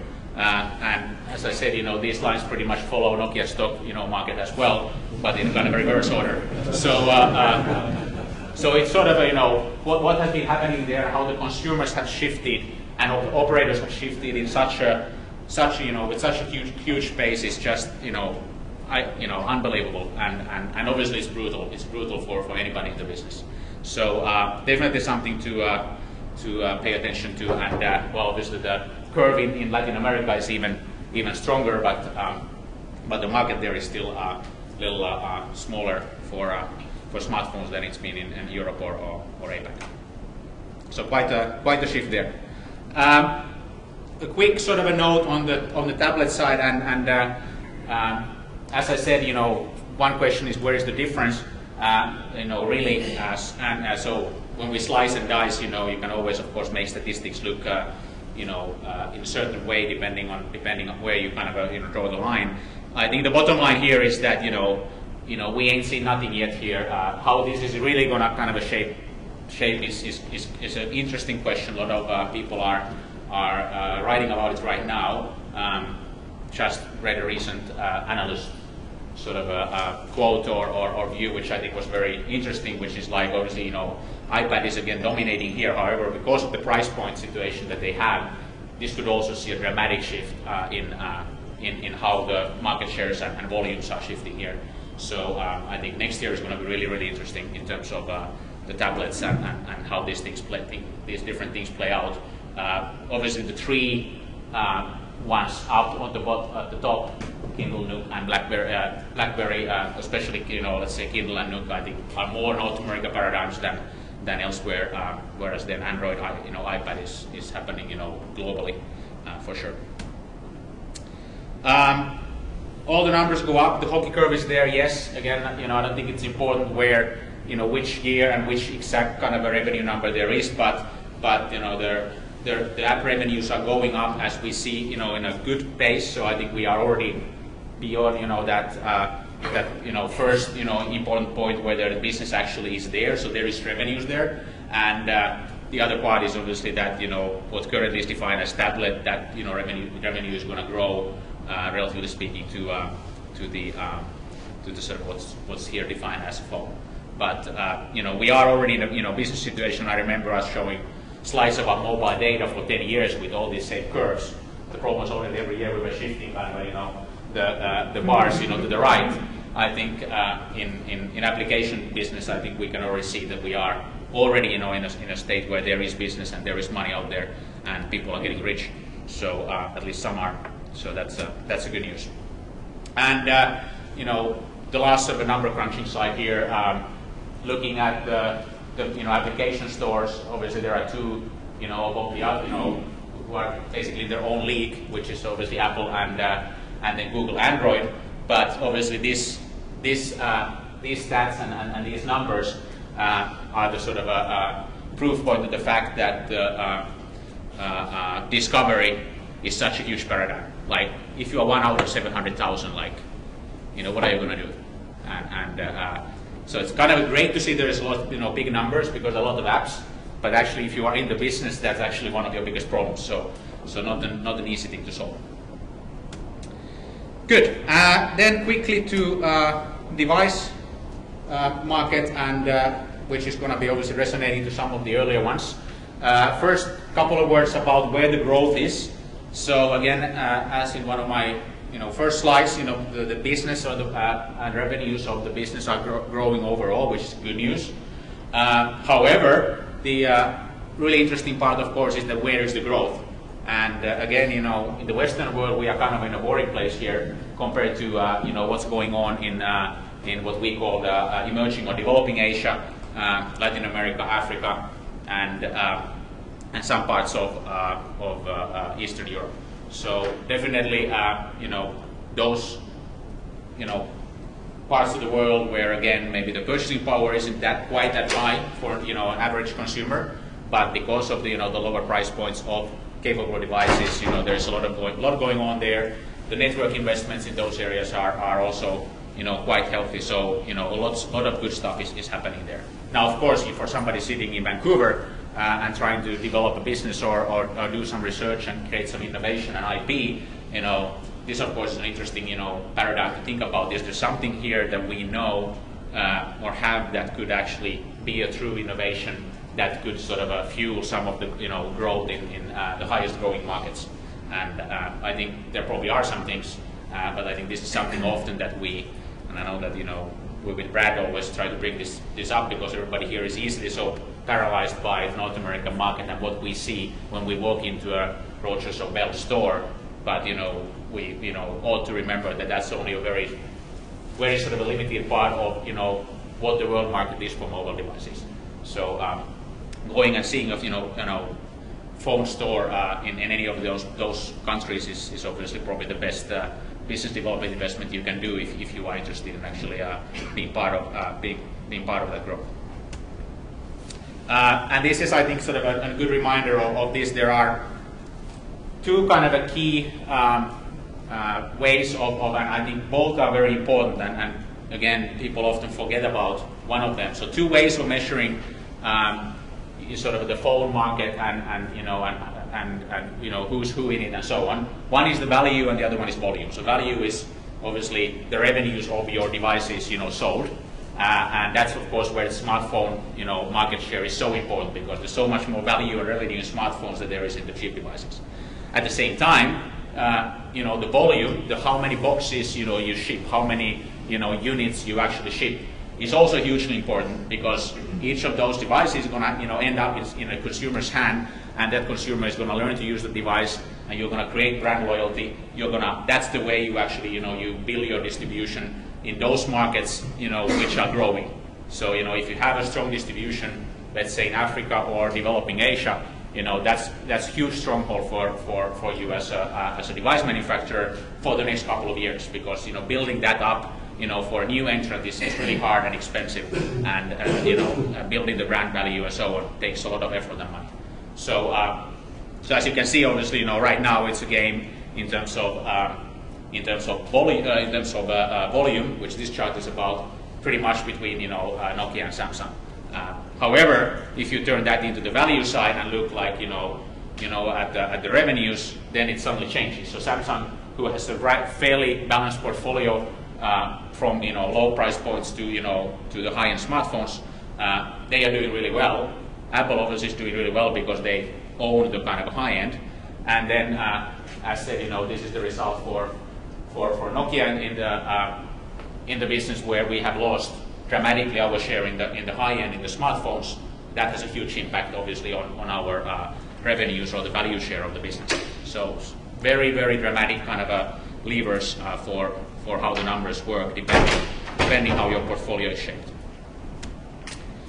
So that brings me then to kind of a couple of things from Nokia's side, and in terms of how we kind of guide and try to guide the developers and make developers successful, which relates then to how actually we see that innovation, especially short term, can be shaped. So here is a little bit of a kind of because I guess most of us are engineers, so it's nice to think about this as like a traditional machine or factory. So obviously, a lot of engineers, especially, tend to start their thinking process by technology and trying to force the technology to fit some purpose.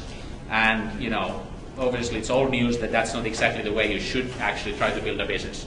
So really, it's so important. I think this, from innovation perspective as well, it's so important to focus first on the what part, on what is it that you want to do, and to who. So who is your customer? Really understanding that customer. Does the customer have a problem, that you can solve, or is there an, a sort of opportunity there that, the customer would love to have if you offer the right thing.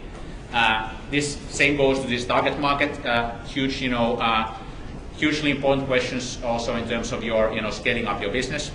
And then really, what's the idea you have if you're especially an app developer? Like, you better have that idea. Don't say that you just have a technology that you try to, make to a business. Only after that, once you have kind of some solid thinking here, you actually get into the, like, then you are allowed to start bringing technology into the, into the game, really, in terms of, I don't know why the technology is spelled in that funny way. The question is of reach again. How do you scale the business? Do you really try to make it available to every, person in this world, or are you just fine selling it in, in Surrey, British Columbia? Then the technology, of course, it's a lot about technology innovation. So you better have that smartness there of what you try to do, and then really, understand your competition, really well, because I mean there are so many. I'm currently reviewing a lot of entrepreneurship grants as part of our Nokia's process of helping our people take their next steps when we are wrapping down some of the activities here. And so often people, I mean, and also outside, I mean, there are so many cross-platform software tool, startups that, I'm at least tired of even seeing them anymore, because, like, people tend to think I'm the only person in the world who came with this idea, and they haven't even looked around to understand that. And that obviously then, if you do all this right again, results in a nice, situation where you really understand your proposition and your product. You have made the right platform choice, because for some people it might be better to go, not necessarily, start with iOS. For some people, starting with iOS is a no-brainer.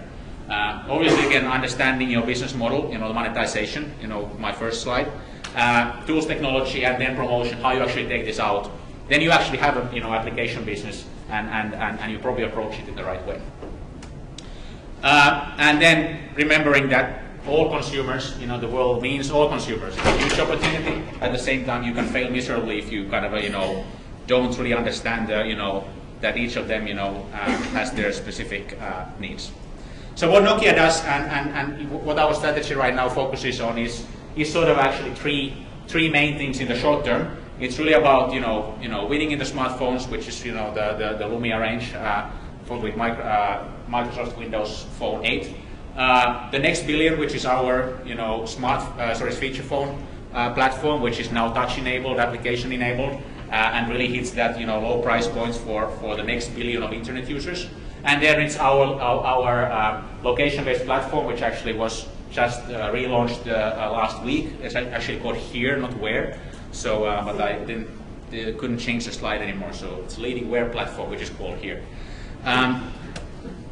So what that actually means, so a range of high-end Windows 8 devices, which are getting a lot of good reviews, and I recommend everybody to go and buy a lot of these before Christmas.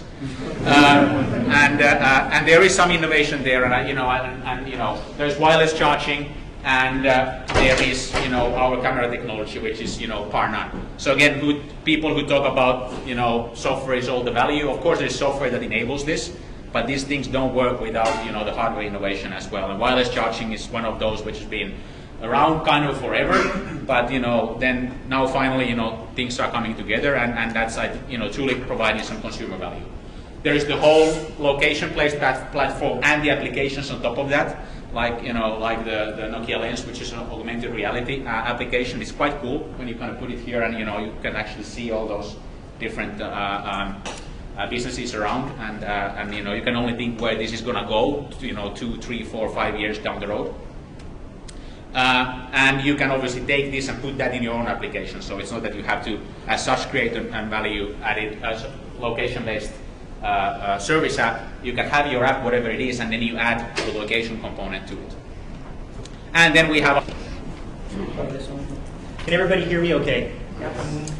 Okay, so I think we all took a little bit of a different bend on the request of the presentation here. What I'm going to do is I'm going to talk a little bit about Ericsson, give a little bit of a sales pitch, because I find, at least in the Lower Mainland, very few people know too much about Ericsson. They associate us with Sony Ericsson and cell phones, which we don't do anymore. So I'm going to go through that. I'm going to talk a little bit about trends in the industry, and then a little bit what we do about what we do locally, and we can talk about the problems and issues we have. So first off, Ericsson. So, excuse me, I'm going to read these a little bit. These aren't my slides. So we're in more than 180 countries. I won't read them all. About 100,000 employees worldwide. Of that, we've got 56,000 in services and about 22,000 in R&D. This might be important to particularly academia here, because when you're talking about services, we do a lot of integration. In fact, integration is our secret sauce, and Ericsson will take anybody's product to integrate into their solution if they can sell that solution to the customer. So that's very important. And I guess I should mention that we consider ourselves the largest telecommunications vendor in the world. I don't know what metric we're using for that. So that's our Ericsson Canada CEO tagline. So Ericsson in Canada. So we've been here about 59 years. In R&D, it's about 25 years. Over 300 patents. I'll pause here to talk about one significant one that probably just about everybody here has in their pocket, on their lap. It's a quick quiz. What do you guys think it is? Guess. Look at the color of the 300 plus patents tagline. Bluetooth. So Ericsson invented Bluetooth. Okay, so about 3,000 employees in Canada. I'll go through a breakdown later. And significant R&D investment in Canada as well. We just recently integrated Nortel's CDMA business. Unfortunately, CDMA is actually declining faster than we expected, so we're revectoring those people as well, but we still have that business. One of the top R&D firms in Canada. This is from a investment in R&D perspectives. And interesting tagline here: 80% or 85% of all mobile calls go through Ericsson equipment in Canada. Okay. So Brad mentioned it earlier. We're an infrastructure provider. That's what we do. Mobile infrastructure is our primary business. Okay, so just to hit on the R&D investments in Canada, and this is where the academia might be interested. So we're in the top 7. I assume we picked 7 because we didn't make the 6. So here we're at the 7. So the bubbles are the size of R&D, and then the charts here going right is the growth, and then as a percentage of revenue is the vertical axis. So we're in good company here. I noticed the Magna International investment after here. I don't know if anybody knows what they do, but they might be interesting later on because they're big mobile contract manufacturer and R&D, and they'll probably be getting into the machine-to-machine business as well. So, oops. How do I back up here? Okay. So sticking with the R&D investments here. This is a graphical list of all the universities we currently have collaboration projects going on with or have had in the recent past. I'm going to pause here and mention that this year we introduced a new way of starting these collaboration projects. So in the past it was ad hoc. We'd reach out to the universities or they would reach out to us. We've got an Ericsson Canada Innovation Council, which I sit on, which is why I'm here today. And we basically meet as a group and pick, is this good? Should we invest this R&D money we have? This year we decided to roll out an RFP process formally, so we actually sent the RFP out to every major university in Canada. Interestingly enough, from Western Canada, we only got applications from SFU because I'd previously gone to SFU to talk to them, so we didn't see any new ones from UBC or UVic, or even U of C. So that's there. We're currently just going through the shortlisting process of those proposals now, but it's an annual program, so we'll be launching it again probably summer of next year, and it ranges between about $30,000 to $100,000 per year for the universities. 4 to 5 awards, typically around about $50,000. Okay, so talking a little bit about Ericsson in Canada. So obviously Ericsson's a Swedish company, global. In Canada, as I said earlier, we've got about 3,000 employees. We do different things at different sites in Canada. So Toronto's our head office. They're responsible for bringing in the money and making the sales. Recently, we've acquired Concept Wave, and that's part of our Toronto headquarters there. In Montreal, this is where the large part of our research program goes. You know, those use Nokia. They had Nokia research. We've got Ericsson research. That's a similar setup. They branch out and do all kinds of different things. And then there's multimedia and IP core there as well as some CDMA. Most of that is now in Ottawa, though, with Nortel. And then in Vancouver, we're part of what Ericsson refers to as Ericsson Silicon Valley. So we're associated most closely with San Jose and IP networks. And the reason for that is we were a Redback acquisition. Redback was headquartered in San Jose, and the Vancouver site came from that. And then Ottawa, I talked about the CDMA, but they're primarily wireless RAN radio access. I think some people mentioned that earlier. And then this across Western Canada, we've got onesies, twosies all across Western Canada to support CDMA networks and do work. So we've got one person in the Vancouver office that works in CDMA. Okay, so this gets, I'll jump right through that. This gets a little bit interesting. So this is, let me back up actually. So maybe I can't. Just wanted to talk a little bit about mobile broadband impact on society, and with the help of a few people, I pared these slides down to very few here. But some interesting taglines here. So every 100,000 additional broadband users creates roughly 80 new jobs. So that should be interesting to particularly the startups. So this is going to look awfully familiar to you guys. Thank you. Need I say more? So, yes, we do. We didn't call each other to figure out what we were wearing either.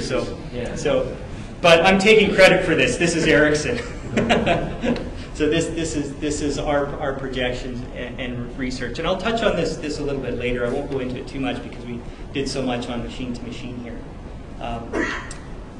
Build out there. So what we believe at Ericsson is by 2020, everything that benefits from a network connection will be connected. So I don't know that we have a vision of what that will be, just that it's going to happen. Okay. So I'm moving pretty quickly here, so hopefully we can get to a break soon. So quick technology update. So this is really kind of a fuzzy layout of mobile technology or mobile RAN technology. So we're going basically from in the tens of megabits per second and rapidly climbing to the hundreds or thousands of megabits per second. This is largely for user devices and mobile devices. Okay, so I'm going to pause here and try and take some time on this and hopefully give you guys an idea what's going on here. It's a little bit of an eye chart, a little bit hard to understand. But what this is saying in a nutshell is that mobile broadband is going to be a primary driver of subscriptions going forward. So we don't see any growth in fixed mobile subscriptions. It's all handheld devices, PCs, tablets. Interestingly enough, on this graph, the mobile and PC tablets is very low. I expected it to be higher. I expected to see more growth, but we still think it's the handhelds that is driving this. You also see, I'll touch on this later, on the total mobile subscriptions, the green line, it's starting to drop off a little bit up there, and that's going to be important, and I'll come to that in a slide later on. So this is just, now this is radio access technology and where it's going and where the trends are. The interesting part here is we're still seeing GSM growth, and we just are seeing it top off in 2012 and 2013. This is countries like Africa and third world countries are still deploying GSM equipment. Large part of the equipment we're seeing the major growth is in actually 2.5G. The world calls it 3G in wideband CDMA and HSPA. And then slow pickup in LTE. Now, locally, we think LTE is growing much faster because we've got Rogers rolling out LTE. You get this localized picture of what's going on in the world. Well, it's not really. It's a local phenomenon. LTE is going big here, but not yet in the rest. Okay, again, this is another picture of the handheld devices versus mobile PC and the growth. So I won't talk too much about that. You notice in all of these slides, we've got this little caption on top, machine to machine to be added on top of these numbers. Believe it or not, I didn't add this as a result of this session. These have been in this slide pack since April of this year. We just haven't figured out what the impact of machine to machine is going to be on the network. We don't think of it as going to be a big bandwidth consumer, but we don't yet know how it's going to be handled in terms of subscriber security, connection, and so forth. Okay, so another view of the use in the network. This is really trends of large bandwidth consumers. So you can see here, voice is almost nothing here, and it's all mobile data and mobile PC in terms of growth. Okay, so this is mobile broadband traffic insights. So what we're saying here is traffic grows linearly with mobile broadband subscribers. Data growth is obviously much higher than voice growth, is what this is saying. And on the right-hand side of the charts here as well, you can see that, interestingly enough, across the services, the breakdown is quite similar. But the other on the smartphones is quite a bit larger. And the assumption here is these are apps doing all kinds of things we don't know about, and that's likely to grow.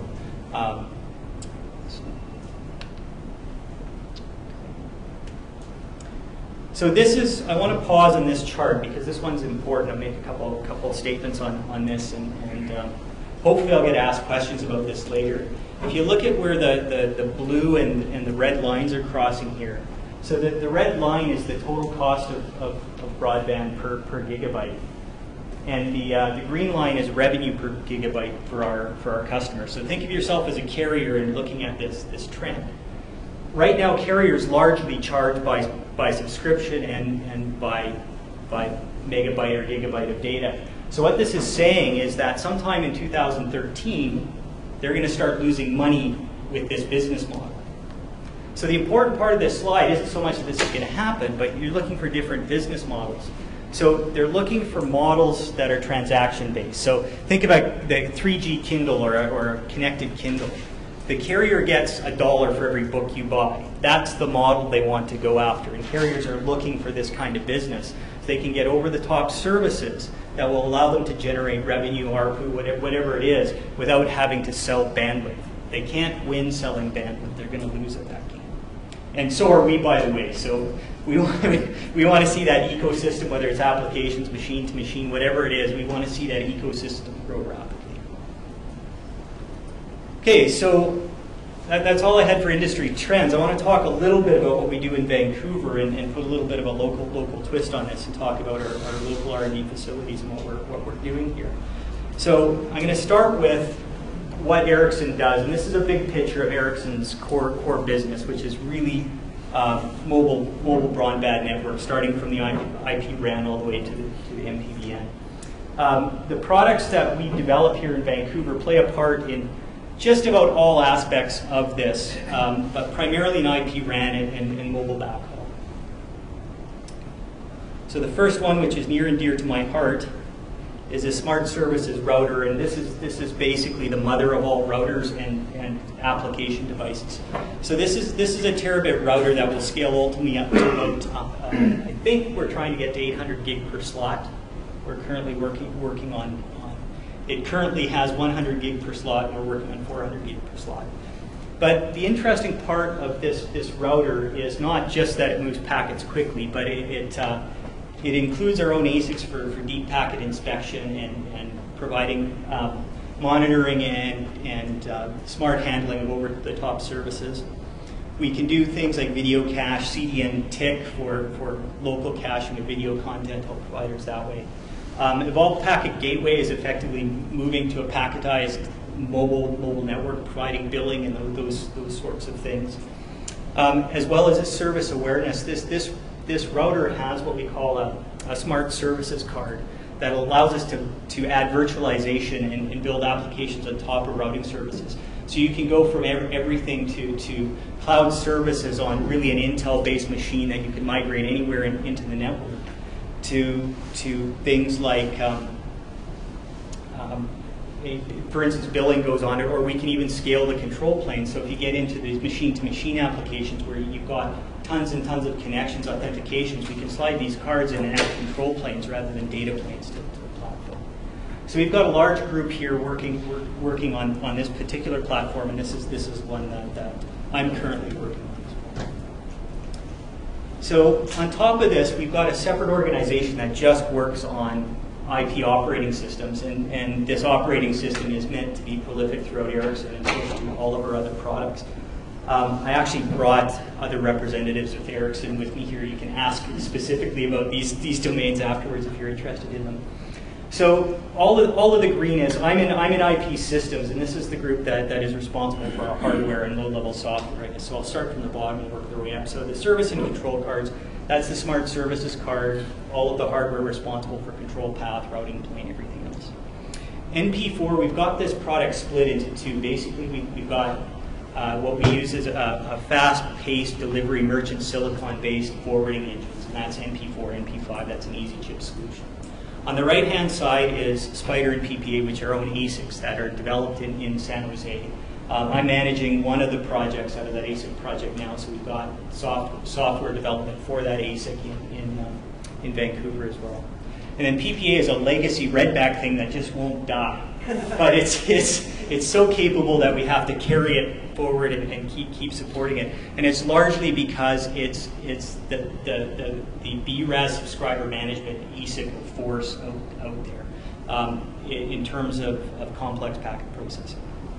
So then on top of that, we've got IPOS, which is a full-featured routing stack that we can technically deliver anywhere, very soon can deliver anywhere, and that's being proliferated through all of Ericsson's products. That's not quite true. We've got another stack that's not quite as smart that goes on the less complicated products. And then sitting on top of that is IP transport network management system, IPTMS we call it. Effectively what this is this consists of element managers for lots of Ericsson and off-the-shelf, or not off-the-shelf, third-party products. So the NetOp EMS is what controls the SSR and the routers we build, but we also support microwave and everything else. These manage each of the nodes from an operator perspective. And then we've got the transport NMS that glues them all together for end-to-end connectivity and management. And you can corner Dave here later on if you've got any specific questions about that technology. So what we do in Vancouver here, just to summarize this, is we're organized into 3 different product development units. That's what PDU is for. There's IP systems, which oddly is responsible for hardware. That's really what it means. This is IP hardware. IPOS, which is the routing stack. And then IP transport network management systems, which is the management layer for that. Now these groups are also distributed throughout the world, but we've got representation in Vancouver as well. Our product focus, I introduced that. We've got SSR and Smart Edge. Some people were for Brad was at Redback and Smart Edge. IPOS is our operating system. The NPU ASICs I mentioned are being worked on here, and then we've got the IP transport interface. So as far as competencies go, and I'm bringing this up so that when we're talking about research and opportunities, these are the areas we're in. This is a very high level, you can ask more details. These are really the areas we work in. So hardware design, OS and virtualization is important for the routing platform and cloud and things like that we're working on. And then the routing and traffic management for ASICs and the carrier class applications to go on top of all of this. So that's it in a nutshell for what we do in Vancouver. So just to conclude here is that the major area of growth in all networks is going to be broadband. Internet media consumption is going to move from fixed to mobile. It already has, and it's going to do that even more so. And we also are blurring the difference. You really aren't going to go home and turn your computer on and have it different than your phone or your iPad. People are going to carry iPads, use like home, everything else.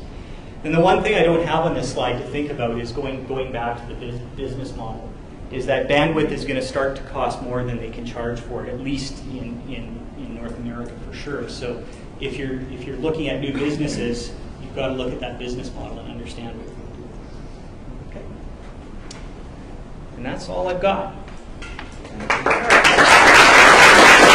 What we've done so far, except for our little change there, the first area of focus is really where are the market opportunities, what are some of the challenges, and hopefully some people are thinking, they're building up their questions in their mind that, oh, okay, if that's the problem, if fragmentation in the end-to-end market is a problem, then how do we fix that? How do we create standardized APIs? How do we unify things? How do we, whatever it happens to be from a research standpoint? Now we're going to flip the other way, and we're going to look at some of the areas of capability and competence in some of our local university community. And if you're one of the industry guys, you should be thinking, how can I take unfair advantage of these nice, smart people to help me with my research? And using programs like we heard about from Pam with the Engage grants from INSERT in order to get someone else to pay for it. So right now we're going to move forward on the research agenda, and I'm starting with Dave Michelson, who not only is a professor at UBC, but is also the head of the academic advisory board at WaveGuide. So with no further ado, take it away, Dave. Great, thanks a lot, Brad. So first of all, I guess I'd like to ask you, how many people here actually already have research collaborations with UBC? So we have a few, and that's great. UBC is a very big university. I feel kind of badly in some ways because it's very hard to sort of encapsulate all the M10 work that's going on at UBC. There's probably a lot of work that's going on in computer science, other departments not aware of. So I want to be very clear here that I'm focusing strictly on the communications group in the Department of Electrical Engineering at UBC, and there's lots of other good stuff going on at UBC as well. But basically M2M, and we actually often refer to this as capital M2M to refer to M2M based on cellular infrastructure and lowercase M2M when we're talking about short-range wireless devices, ad hoc mesh, and similar networks, because there is a distinction. And very often you combine big M2M with small M2M to produce heterogeneous networks, which of course are very nice because small M2M is great for access and big M2M is good for backhaul. And we're seeing that an awful lot in a lot of people we're talking to. But I guess the big thing we're finding, and the thing that's really driving the work we're doing at UBC, is applications are provided the context. That didn't always used to be the case. But whether we're working with smart grid, we're doing an awful lot of work with BC Hydro and many other companies working in the smart grid space. Connected vehicles has been a big area of interest of ours for, I guess, the last 4 or 5 years, and we'll talk more about that going forward. Critical infrastructure is a big area. Precision agriculture is something which is just coming up on the radar screen, which is proven to be very, very interesting. And of course, intelligent buildings, lots of other stuff, but the applications are really what's driving a lot of the work we're doing. So we have lots of research capabilities within our communications group, and of course there's many other capabilities beyond that. We have about 10 professors directly involved in communications research, about 80 graduate students, and about 6 postdocs and staff who are directly tied to the communications group. So it's a very large entity, and it's a great group of people to work with. And the sort of capabilities we have run the range from antennas and propagation. Coexistence and connectivity is a big area of interest now. We're getting a lot of interest from companies to help solve some of the coexistence and connectivity issues, signaling and coding, networks, protocols, and security, and green communications. So all things that the 10 professors and about 80 graduate students in communications at UBC are involved in. We have excellent research facilities. Probably one of the best things that happened at Canadian universities was about 15 years ago when the government of Canada, led by Paul Martin, decided that infrastructure was something universities in Canada had to have in order to compete, to contribute, and to do good work, and we're doing very well. We have a very well-equipped antenna lab, an electromagnetic compatibility lab, which we set up with help from local companies, including Nokia and others. We have a propagation research van, which is enabling an awful lot of the work we do with companies. We have a software-defined radio test bed, an in-vehicle communications test bed, and our proposed Aurora vehicular networking test bed, which I'll talk more about shortly. But ultimately, often when we meet companies for the first time, the very first thing that we tell them is that our job is to help you grow your business. And this often takes people by surprise. Why are universities interested? Why is this their big focus, helping you grow your business? Well, it's really altruistic self-interest. We know that if your company grows, then the chances of you contributing more tax revenue and keeping the government happy are good, and that means that more research funds come back to us. You'll probably hire more students. We really take this very seriously. So one of the best parts about our jobs is that we get to meet so many people in companies such as yours. We have a chance to find out what they're doing, and we have a chance to help them grow their business. And how do we do that? Well, we provide them with access to people, facilities, and to ideas. We also are promoting non-traditional collaboration. So Rich is going to tell you later about UBC Living Lab. And I just came back from a trip to Europe where I was helping to promote that to European companies, etc. But ultimately, as I say, Rich will tell you more about this. Ultimately, UBC is willing to incorporate leading-edge technology into the campus infrastructure in order to facilitate collaborative testing and development. And this has proven to be a really, really nice thing, and Rich will tell you more about that. We're also promoting reverse sabbaticals, in which we're promoting the idea of industry staff spending a term or two full-time at UBC. What a great way to get interacting with the students, interacting with the research infrastructure, and really being part of it. As it stands, we really encourage our industry collaborators to get involved as much as possible. Personally, I insist my industry collaborators meet with us at least once a week, so that they're really plugged in, but full-time, just a really, really good idea. So in the same way, of course, a lot of industry collaborators like to see us working full-time for a term or two up with their companies. We like to see people come in. We're also very interested in setting up intensive courses. We've already had some very good discussions with Agilent, Mentum, and a couple of other companies about working together with industry to offer full credit, graduate level professional courses to be given over 2 intensive weeks, often during the summer. And this is something which we'd like to see more of, and we'd like to get more local industry involved in as well. So I'd like to tell you just about some representative MDEM projects. I can't tell you about all of them because there's a lot going on. But these are interesting because they really look at 3 different sort of groups we're dealing with. One is a very large entity, BC Hydro, where we're playing a fairly significant role helping with their smart meter infrastructure deployment. Very small startup that just started a couple of years ago, Semius Bio, that's developing wireless networks for precision agriculture. Transport Canada, of course, a very large government entity. We're working with them to develop the so-called Aurora testbed, which is strictly an infrastructure project which will enable all sorts of research into connected vehicles, especially for wireless freight security and efficiency. So these are some of my students here on the roof of a building. This little box they're playing with, or I guess a bunch of boxes here, are actually part of the smart meter infrastructure that BC Hydro is deploying.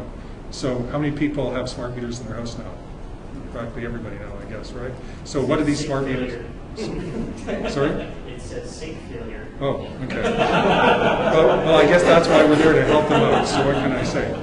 Anyway, so this is the box your smart meters actually talk to. So this is a Cisco grid router, and this contains, this is the center of the Trojan's network that BC Hydro is deployed to backhaul the smart meter information. So the smart meter talks directly to it. This then talks either via WiMAX or cellular infrastructure and gets back into the BC Hydro network.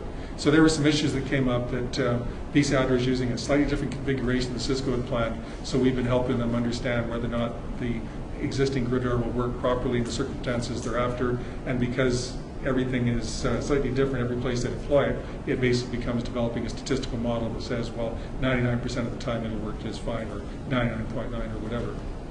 So we come up with some very interesting things. The best part about doing these projects is we find some very fundamental research results that are really quite neat. For example, one of the things that we've always taken for granted just about when we talk about macrocell environments is we always assume, just about every research paper you've seen, we assume the terminal height is 1 to 2 meters off the ground, because the top of a car is 1.5 meters, the top of a person's head is about 1.6 to 1.8 meters. That's the height the terminal has always been. But all of a sudden we're talking about putting terminal devices that are located on top of utility poles, maybe 6 to 7 meters off the ground. Well, the general assumption has been, well, path loss is going to get less because you increase terminal height, everything's going to be better. So does that mean that increasing terminal height always improves the link budget? Well, as you probably guessed, the answer is no. If it was yes, I probably wouldn't put this up here. But we found, surprisingly, it doesn't always improve the link budget. And in fact, people actually were surprised. They found, my goodness, we just assumed things got better. And in fact, they're almost exactly the same. And it turns out there's very subtle reasons for that. And we did a fair amount of field work as well as simulation work to verify this for our friends at BC Hydro. What we found, in a nutshell, is that the shadowing, as probably most of you know if you have any experience with wireless communications, is that we have a log normal shadowing which is superimposed upon the power law path loss with distance from a base station. And they have numbers about maybe 6, 7, 8 dB or so of shadowing that takes place. And at heights of 1 to 2 meters, this is found in most environments, et cetera, et cetera. It gets worse at higher frequencies, get worse in built-up areas. But nobody had ever looked at what it does when you actually increase out of the terminal to pole top height. And we found there's a fairly significant increase when you go from 1 to 2 meters off the ground to the top of the utility pole. And then we looked one step further and looked at the implications for edge coverage and cell coverage, and we found there was actually huge implications. And what it basically meant is every advantage that you think you've got by going up high was actually wiped out by the increase. So this is one of the great things about working with a company, is that we would probably have never looked at this if BC Hydro had come to us and said, could you look at this? And we took a look at it, and they weren't even expecting we'd find something like this, but when we found it, well, we've had people from Hydro-Quebec, Manitoba Hydro, and others all very interested, and they just wished we'd come up with this stuff earlier. And so all sorts of implications that came out of this. So there's real advantages. We are really excited about working with companies, because even if they don't really ask exactly the question that turns out to be the big result, it turns out that these big results just come out anyway. So really nice results from the BC Hydro project. Here's another project that we're working on with this little company called Semius Bio. Really exciting stuff. They're pioneering the deployment of wireless devices for precision agriculture. Their question is, they know all about pheromones. They know all about how to use pheromones to suppress codling moths so that apple orchards in the Okanagan are protected. And also turns out it also works on walnut groves, et cetera, et cetera. They know all about this stuff, but they want their devices to be connected by a wireless network. So they want to know which wireless network topologies work best in agricultural environments. Well, they buy these devices, they buy these short-range wireless devices to hook up to their puffers and sensors and whatever, and they deploy them, and because they just assume you put the batteries in, hook the stuff up in the orchard, and everything works, right? How many people assume that everything will just work when they plug it in? Anybody want to put their hand up and say it probably works? How many people want to say, would probably guess that no, it's not going to work exactly as expected. In fact, they probably got very frustrated and probably thought that wireless guys were really pulling fast on them. Yeah, absolutely. So this was really exciting. And we found, as we went through, that there was all sorts of stuff people had never looked into before. For example, the fact that we have all these apple orchards, these are high-density apple orchards, all in rows. We actually have anisotropic propagation. So the path loss characteristics in one direction are different from the direction along the rows opposed to across the rows. And this has a lot of implications for connectivity. So again, it's just some absolutely wonderful research results we're coming out with, never looked at before. And it's all because these companies have approached us and asked us for help. So we're very excited about this. Aurora Connected Vehicle Testbed. This is the Transport Canada project. And it's a really nice collaboration between our department, the Sauder School of Business, the Centre for Smart Transportation at University of Alberta, which is actually part of the Civil Engineering Department, and Transport Canada. So most of you probably recognize this as an aerial photograph of UBC campus. And here's a map that shows our plan. We basically want to deploy a bunch of DSRC access points, which will be, as our current plan is to hook them into a Cisco grid router, and then have some LTE and WiMAX base stations located around the campus to provide backhaul. WiMAX is a very flexible piece of infrastructure, so we can do all sorts of different projects and actually verify in the field what simulation models predict. So we can operate this thing according to the current plan as a mesh network with sparse routing, WiMAX backhaul, Delta backhaul, all sorts of different combinations, which is really exciting because. And it's not just because it does the wireless part, it's also because it's part of the Asia-Pacific Gateway corridor. And so this is going to allow us to test a lot of things before it actually gets deployed at Deltaport or Manterm or whatever. This is the roadside router we want to install. Just so it happens, it's exactly the same type of device that BC Hydro is using for their smart grid network. So it turns out that all our experience we've got from the AMI project actually works out very well for this. So we're going to be having all sorts of radios installed, 4 radios, and this is really our key to achieving flexible heterogeneous networks. So we've got both the lowercase m to m for the local area coverage, the access network, as well as the big M to M for the backhaul, as well as big M to M going directly to vehicles, and we can see how they all compare and work. So this is the sort of very optimistic deployment schedule we have. We're going to gradually build the network out, assuming all this goes through and is funded, et cetera. But it should be very exciting. Interestingly enough, we found that some of the traffic lights and other infrastructure we want to use are owned by US Utilities, others owned by the BC Ministry of Transportation and Infrastructure. So we've learned an awful lot about how this stuff works in the process of getting it set up. So I guess overall, I guess the central message here is that there's a lot of opportunity here. We just love working with companies because it works both ways. And if you have any questions, you want to talk more about unique problems your companies have, you think we'll be able to work with you to solve, I'm very happy to talk to you.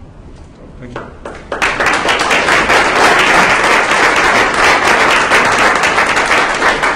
Quick question before we go to our next presentation? Okay, we'll rock it forward and you can talk to Dave during the break. So, our next guest is Roger. You can get yourself kitted out here. And I'll can you guys hear me at the back? No problem. So I'll just not use that thing. Okay. Oh, you're going to just run around. I'm just going to run around. I'm going to follow on. I'm from UBC as well, Roger Lee. I'm representing the Media and Graphics Interdisciplinary Centre. Nice kind of follow on from Dave beforehand, because he's really sort of what I'll call a low level, kind of I'll call him a hardware guy, which is probably a little unfair.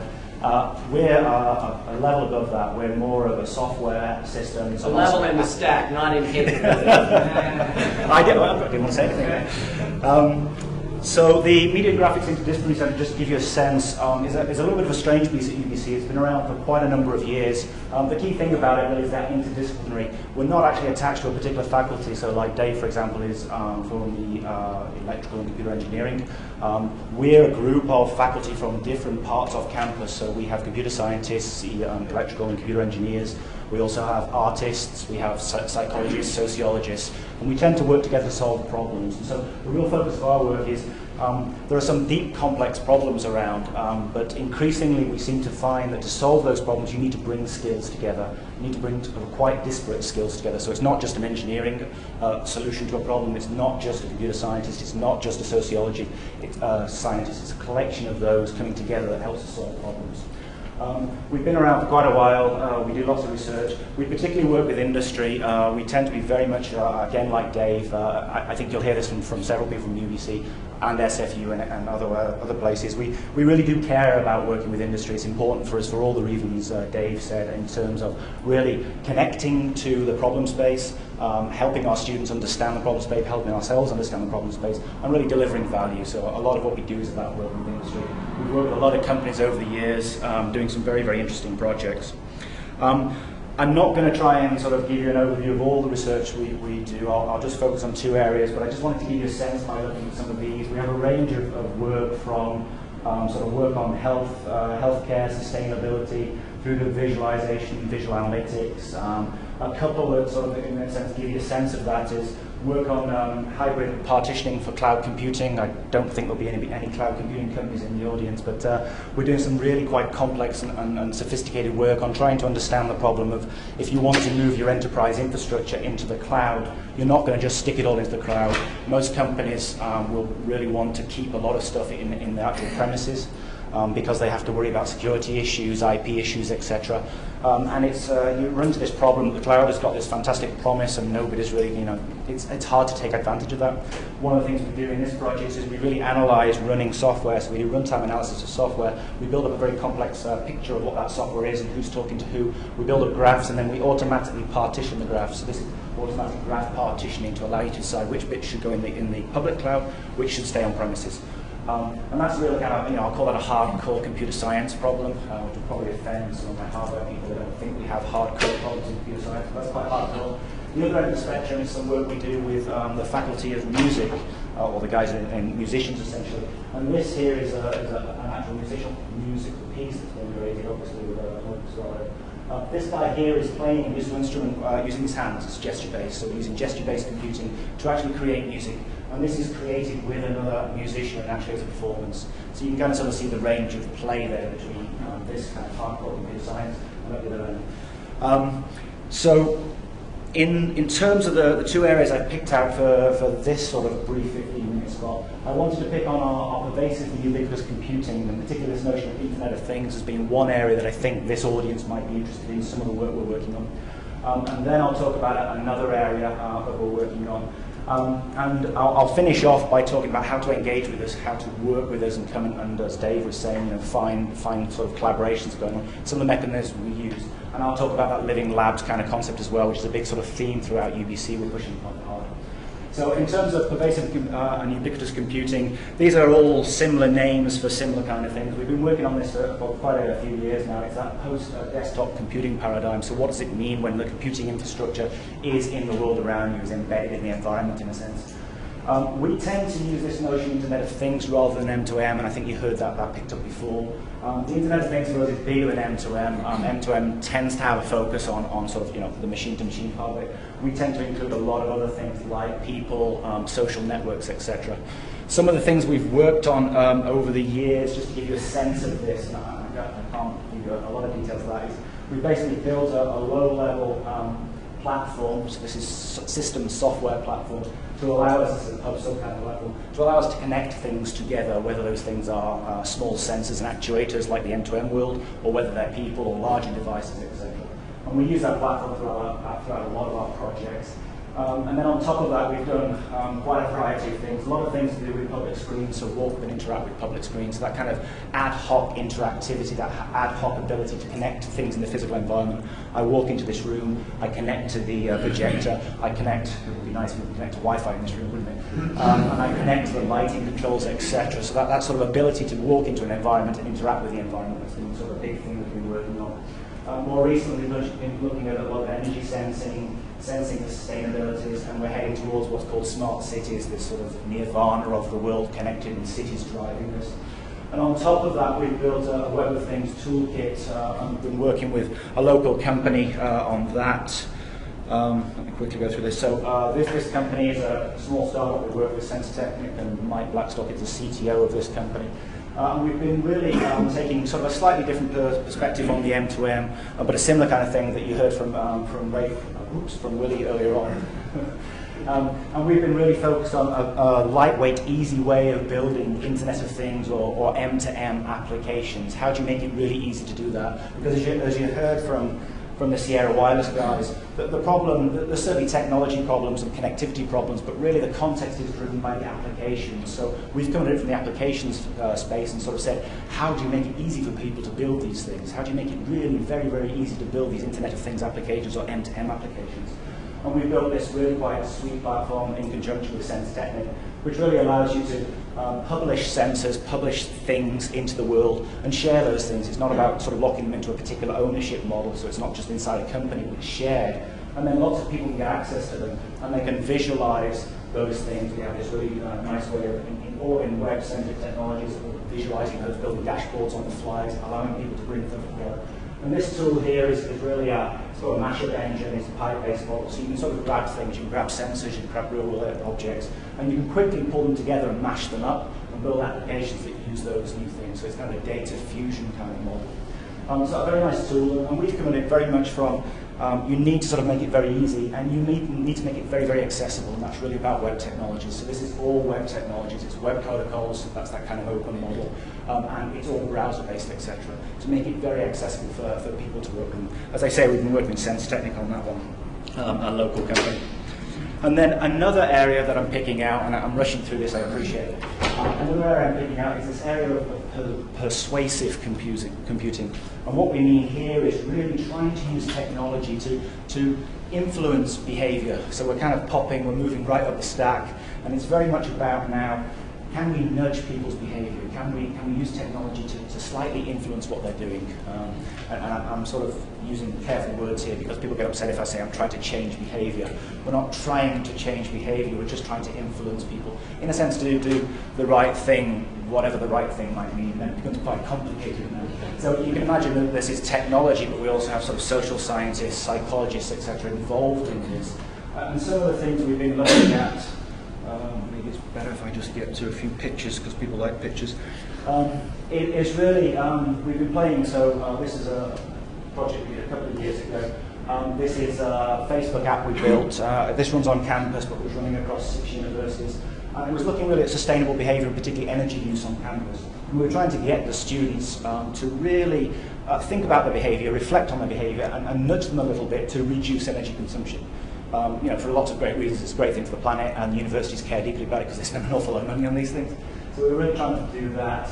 And then we've also been looking at that kind of in the health space. The Vivo Space project is really working, again, with a local company, a small startup, trying to sort of use those notions that I think Brad mentioned, things like gamification and social networks, to try and influence behavior, in this case in sort of the health space, of getting people to eat better, to think a little bit more about eating, and their eating habits and what they're eating, and using gamification, making this fun, etc., to try and change those habits. And equally on exercise, trying to drive exercise changes. We've been working with Metro Vancouver just over the last year or so now on a thing called Park Quest. This is deployed in Metro Vancouver, and really this is about trying to get kids out into the parks and get them engaged with parks and doing stuff in the parks. Driven by that kind of model of they're all inside playing on the game consoles, etc. We want to get them out to play on the game consoles. So this is all location-based. Well, at the end of the day, it's all location-based gaming, or location-based activities, running around in the parks doing things, and it's either location-based or it's QR codes, etc., etc. And we've been just looking at some of those issues of how you try and influence behavior, get kids involved, get them really excited about stuff, and that's again gamification issues. And this is all running around quests, and there's points and prizes and all that kind of stuff. You can imagine what's going on. The place we're kind of heading up towards now, we've just been working with, and this is working actually, this living lab concept you heard mentioned before. This is working on campus with IT services, the guys that run the infrastructure on campus. They're a big infrastructure provider on campus. In this notion of what we call personal analytics. And really this is an extension of some of the stuff that we've been doing. Personal analytics, I think I've got a slide that tells me a little bit about this.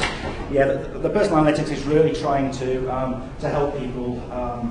You've seen, I think, a few of you will be aware of the Quantify Me kind of movement that's going on. That idea of people just gathering lots and lots of data about themselves and noting down all the things they're doing, and then trying to look at that information and trying to analyze that information. And the sort of the personal analytics is a little bit like that. We're trying to provide ways for initially students on campus, but this is something you can sort of deploy elsewhere. But for the students to sort of understand how they're doing in not just the straight academic part, which is, they're tracking that all the time, but other parts of their life, how they're doing in things like sustainability, how they're doing with health, how they're doing with wellness, how they're doing with sports. It doesn't really matter really. This one we're just deploying at the moment, and it's going out with the new rollout at the end.ubc. Is kind of looking at the sustainability space. There's a whole bunch of activities that are mobile applications running on mobile devices on campus, and looking at sort of, again, getting students to think about sustainable actions on campus. And so there's things like QR code, treasure hunters around sustainable locations. There's a whole set of, take stairs instead of elevators, unplug things, sort of trying to drive change. And then this is a sort of a four-square kind of idea, campus check-in. So really, again, just trying to gamify activities on campus, trying to allow the students to understand how they're doing and compare themselves. So there's kind of a passport notion, which you can think of as a dashboard.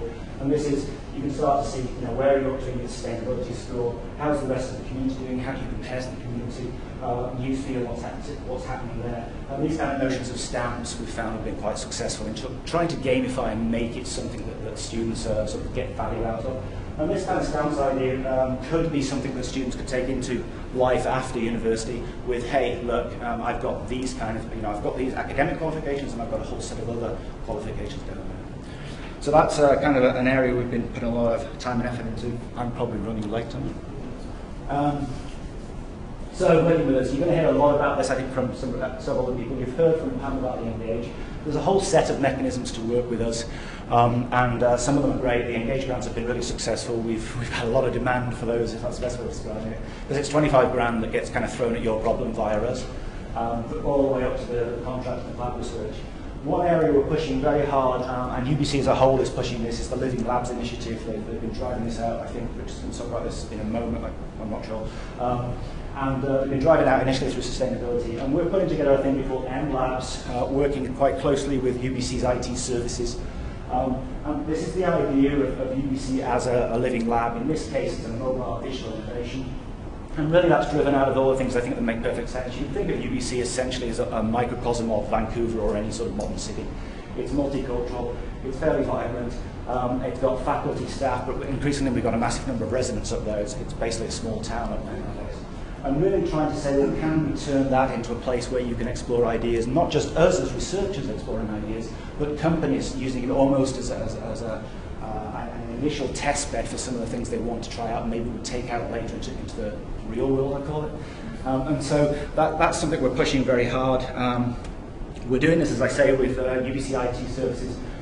These guys have got a m.ubc.ca activity, which is really, they're pushing out a mobile platform on campus, and it's really, their aspirations are really quite large to make UBC the most digital place on earth. Now, I'm not totally sure what that means, but you can kind of see where they're trying to get to. And really they want to deliver all of their services through mobile devices, because that's where the students are going. So we're trying to sort of leverage that, working with these guys. We're putting our infrastructure in place, some of the things I was showing you before, our sort of sensor platform, our PubSub, and the WAP-Kit kind of stuff. These abilities to build these mobile applications. We have a lot of, I was asking a question about HTML5. We kind of have been tracking technology in mobile space for so long now, it's been painful. It's very painful when you've only got student groups. And we've gone to HTML5 because it's the only future for us. But we've had to stay with kind of a container model, so I think several companies will be familiar with it. We've essentially built our own containers that run native on the platforms, and then we drop HTML5 into those. So we do most of our development HTML5 that drops in, but when we need to get sensors, for example, we go through the container.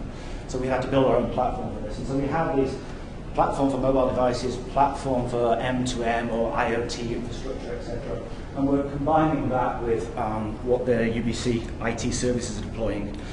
And so a couple of things that are coming out of that, which may be of interest to you guys, is our digital U activity. So this digital U is all about trying to get interesting, innovative ideas up on campus. So we're running a competition, $5,000 is the prize, and anybody can apply. It doesn't have to be students, it can be anybody in town. And really the key thing though is whatever you're proposing as some kind of new digital mobile application on campus is of benefit to the university community. And so we're running a competition that sort of will be, we're taking input for that now. As part of that, we're in a hackathon next month. We'll be getting lots of student groups, this is probably not so relevant to you guys, but lots of student groups together, starting to play around with technology and starting to sort of prototype some of the ideas they hope to contribute to this kind of competition. So we're starting just to try and engage, and there's an engagement point here because we're always looking for help and educating students. It's a great way of actually getting to know the students. Even if you don't come and work with us on a research project, come to something like this, help out, and you get to meet the students because they could be potentially your next employees. And this, I think, is an interesting place for anyone to actually get engaged in. But on the whole, the key point here is the whole M-Labs or the Living Labs initiatives on campus are all about trying to use campus as a tremendous resource for you guys to solve your problems and to experiment. Both with the fantastic infrastructure we have on campus, both physical hardware, but also people. Bringing those together and getting involved. And so, really, if you've got any questions about that, just ask me. And I think I'll conclude. I'm getting a bad look there. Said all that, yes. Big thing, open house, only 2 days away, so we're running an open house in a couple of days up at UBC. And this is where we demo, once a year, we demo everything that's going on in the Magic Lab. We have about 15, 17 really quite sexy demos. And it's at 5:15. Please come and see those demos. Come talk to us. Okay.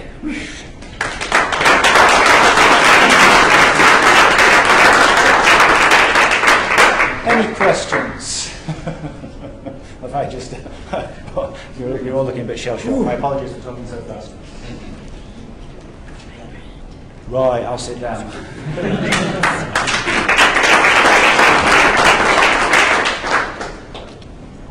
And as we get this one set up, you can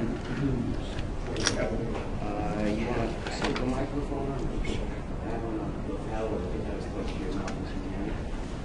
Hang it on your hair. You have a pocket, or if you can also hit. I think that works. So it works. And get rid of this. Which guy is it? This guy here? Yeah. Usually if you copy it onto the desktop. Yeah, that's what I was going to do. There you go. 40-year-old version. I know, you're not supposed to see everything that's on my little hard drive there. Get rid of it for you.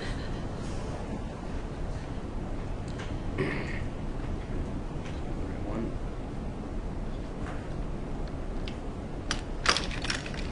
So, and now for something completely different. I'm really excited about this, and I still don't know exactly what I'm going to see. Oops, Do we agree with that? What do you guys think? Accept or decline?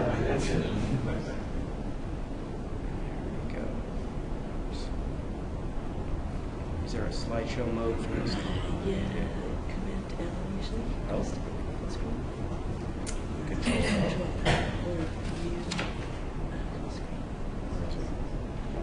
Let you drive. So this is, I don't know how to pronounce her last name, Bertulis? Eugenia Bertulis from Emily Carr, and they're doing some cool stuff, working again with the wireless industry as well. So it's not always about hardware, it's not always about software, sometimes it's about working with design people and industrial design on some really cool projects. So I'll turn it over to you. Take it away. Thank you. I'm into events. Your page down. Yeah. This goes page, and this goes back page on the pharmacy. There you go. Hi, I'm Eugenia Bertulis. I'm an industrial designer and I teach at Emily Carr University. And we're working on an applied research project there that we've been working on for almost 2 years now. And it's sort of a funny thing with that project. I realized that Emily Carr has a little bit of a, with applied research, a kind of a branding challenge. Because sometimes when we show the kind of industrial design work that we're doing, people go, oh my God, they're from Emily Carr, they're going to be these artsy-fartsy, have all these like wacky things that you can't really build. And so then we strive to show that we understand technology, and I've been working for 20 years in the industry, and I know how these things work. And then we show things, and they're like, oh, you know, actually, from Emily Carr, we were expecting something a little more conceptual, something a little more overall, our branding challenge at Emily Carr is that we're an art school, and we do practice-based research, but it runs the gamut. So if you go to our website and look up our research, we have graduate students now, we're a university now, and they're doing graduate research and faculty. And sometimes that research is very like an embodied art practice. So we're trying to work on figuring out how we communicate what research is as it goes from visual arts to applied arts. We have 3 studios, so physical spaces at the university, where we actually do research. In particular, we have some really exciting 3D printing, and we're doing all this riprap and open source, and we're looking at like printing electronic circuit boards in our wearable and interactive products studio. And we've got some really expensive 3D cameras, so we're supporting film industry partners with some interesting camera and motion capture. We have a huge motion capture studio. So those are sort of our physical spaces. But here, the main thing that I'll give you a little overview on the types of projects we're doing are our research centers. And most of what I'll talk about is this case study that is relevant, I think, to this audience. But we have social and interactive media type projects, and we work with partners on that. So we have industry sponsors that come in and collaborate with us. And NSERC is one of our biggest sponsors. I see that they're on the agenda for later. We do a lot of work around that 3D center around the mocap studio and the 3D cameras. And we're really investing a lot in partnering with assistive design and what design can do to help with the medical equipment companies in Vancouver. So quickly, some of the examples of the projects, and this is just stuff, screenshots I grabbed off our website yesterday. Our Sim Center, we with Offload Studios did a bunch of research around the different kinds of 3D printing technologies. We're looking at, this is a Stratasys machine, but we have a couple of Z-Corp machines, and we're looking at creating our own materials as well, so printing in ceramic and firing it, that kind of stuff. So materials exploration. With a sponsor, BookRiff here, we did a project around what the future of the e-book might be. A project around with Mozilla about visualizing data. Participedia, not really sure what that was. The second center, the S3D Center, looking at testing different kinds of equipment and seeing what we can do with it. We have some grad students that are working on creating armatures for, in partnership with some of the film industry in Vancouver, and doing workshops on 3D film technologies.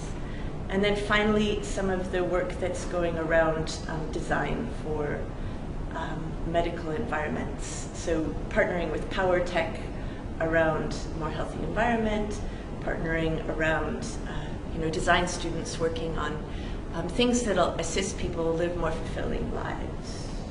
Coastal Health was a partner here. So that's sort of the overview of the types of applied research, sort of industry-sponsored research projects that we do. This is the project that I'm going to kind of talk to you about at length as a case study. It's not, where we are right now hasn't been officially announced, but I'll tell you sort of some of the background of the project and tell you what the research was that we did, what some of the design concepts were that we did, and then how design is about telling a story, like how you kind of communicate an insight to the people that are participating in it, so the users who are experiencing your story. And so I'll tell you more about all the different ways that we as a design team are trying to tell that story. So the story starts with, I don't know if you guys remember, I think this was in fall of 2009, there's a cell phone pole that went up in Richmond in somebody's private backyard. And in that private guy got lots of money for it, and everybody else, all the neighbors went, oh, this is ruining my view corridor, my Vancouver values. We can't, how could this be legal? And they went to the city and complained, and the city had big community meetings about it. And the city went, well, but you guys want to all, like, there's funny, like, everybody's at these activist meetings using their cell phones to Twitter. So this challenge of the need for explosive growth that I see a lot of electronic smart devices around, this need for bandwidth, combined with the fact that Vancouver city values are very much about not having clunky electronics ruining our beautiful natural environment here. So Sadhu Johnson, who's our deputy city manager here, and Peter Judd, the city engineer, had this idea of letting or negotiating with wireless companies around letting essentially cell phone antennas go into streetlights, into public right-of-way. This is something that I'm sure a lot of you guys know more about than I do. But when they talked about this little insight, like how could we do this, and maybe we can get some benefit for the city out of giving away our public right-of-way or renting our public right-of-way, Sadhu was having lunch with Ron Burnett, who's the president of Emily Carr, and Ron Burnett said this is a design challenge. And so he brought it to Bonnie, who's the dean of design, and Bonnie brought it to me, and we brought in our industry liaison in the applied research department, and we got some research assistants to work on it. Eventually, some of the development planning office people were involved in this. So this was in spring of 2010, and we had big sessions where the students working on this had some access to the wireless providers. And I'll show you some of the work that came out of this phase, so both research and then conceptual design. This summer, one of the wireless providers came to us and said, out of these concepts, we want to actually take this a step further and build something. So there's some images in there from this second phase of work.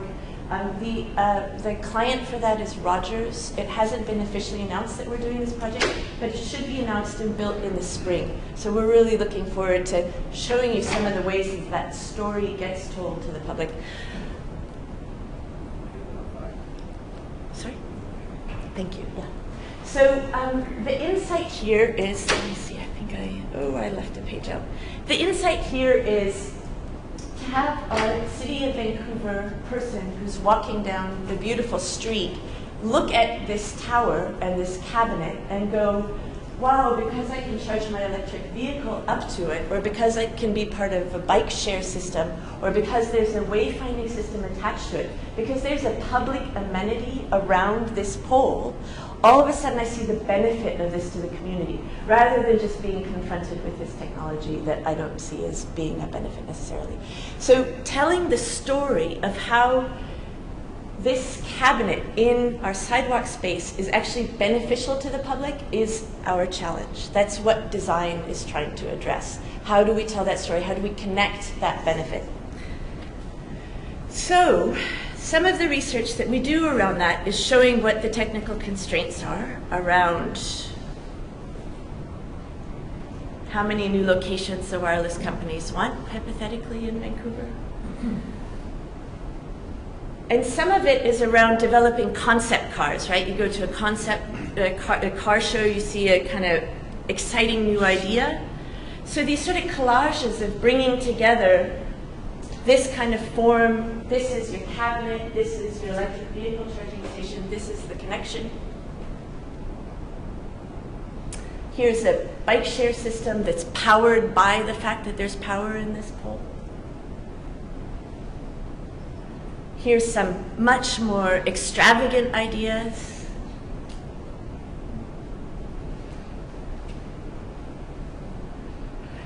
And then part of the connection is how do you go from this concept world into building a single prototype, and how do you develop a wireless company who's actually not in the business of building things, the capacity to go from a single prototype to mass production. So that's what we've been working on specifically later.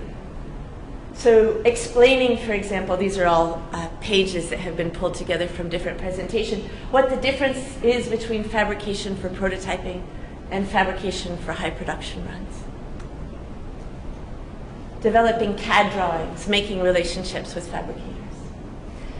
But more importantly than this object that we've designed, and I don't really want to show you the latest designs on it, because as I said, it hasn't quite been announced yet. The other thing that we're working on is what are all the other ways that design might tell the story?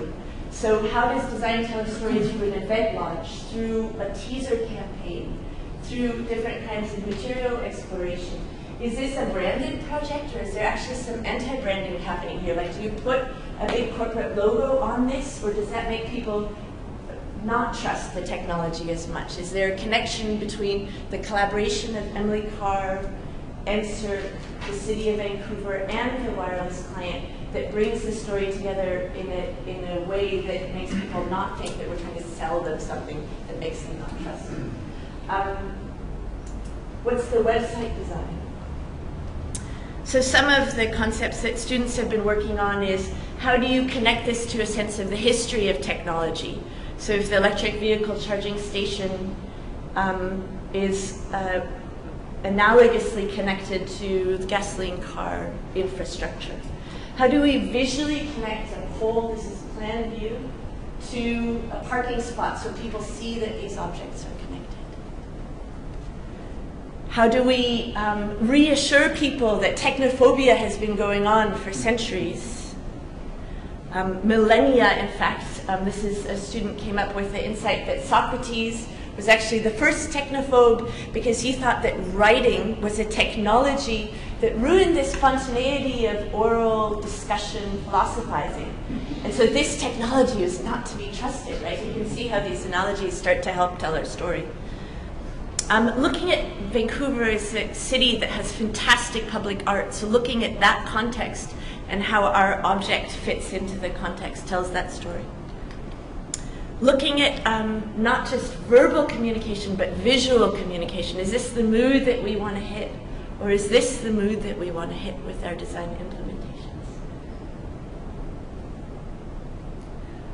Looking at, one of the students in my exhibit design class is working on an app that will tell all of these pieces of the story.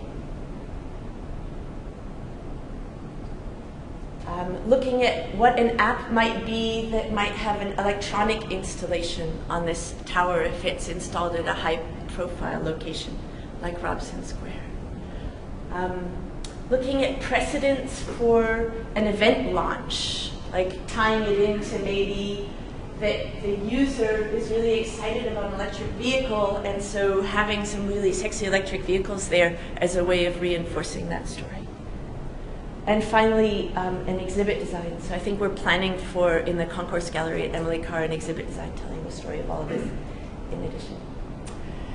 So thanks to Sandra, who I think is here, was going to be here, and especially my research assistants that have been helping me on this project, and then the students over the time. If you're interested in more information, this is me at Emily Carr, and the people in charge of Maria Lantin is sort of the overall director of our applied research programs, And Jonathan Aitken has been really helpful with this project and looking at the health design type of research. So I'm glad to take any emails or lead anybody to other directions. Any questions? Any quick questions? I actually find this really exciting because it's easy for people in the technology industry to figure, you know, oh, I should be working with Dave on propagation theory, or I should be working in something. But we're finding a huge number of connections that we're making with industrial design and just design in general. And very important to make the connection with people. So very exciting. By the way, Red Dot is one of the #1 design awards in the world out of Germany, and Red Dot just called Emily Carr the #11 design school in the world for industrial design, the #1 in Canada. So we're obviously really, really proud of that right now. So we've got great design happening at Emily Carr. Fantastic.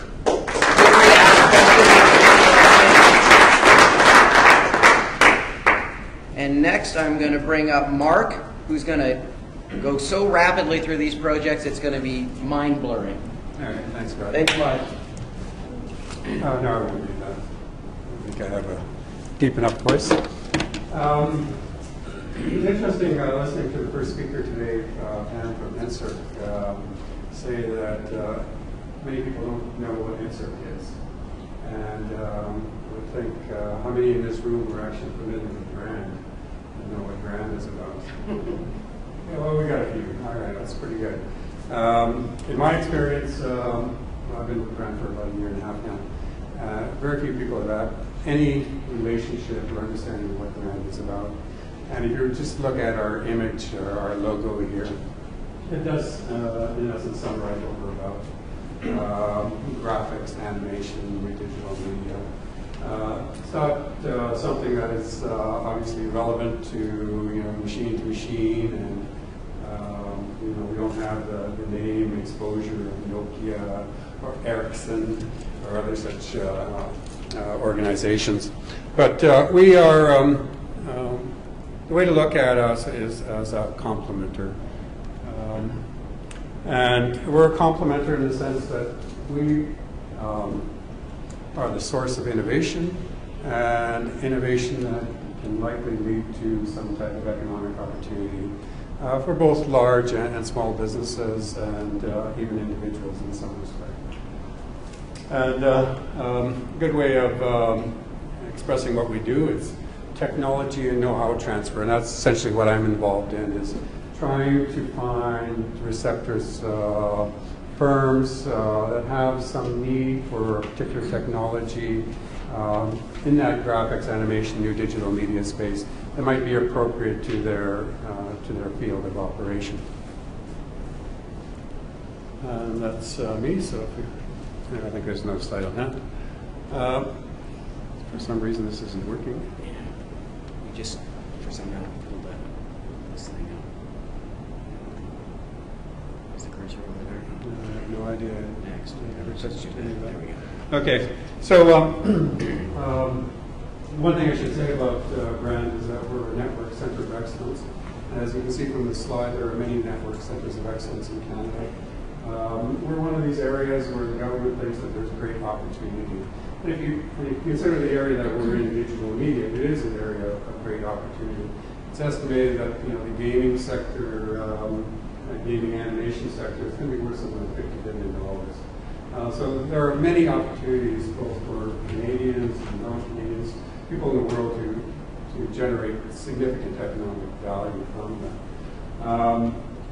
And even Wavefront, our partner here, is a center of excellence, but it's a different type of center of excellence. It's what they refer to as a CSER, a commercialization center of excellence, whereas we're more of a center of looking at new research ideas, exploring those ideas, and developing innovation that ultimately will, as I said, lead to some type of economic advantage for this nation.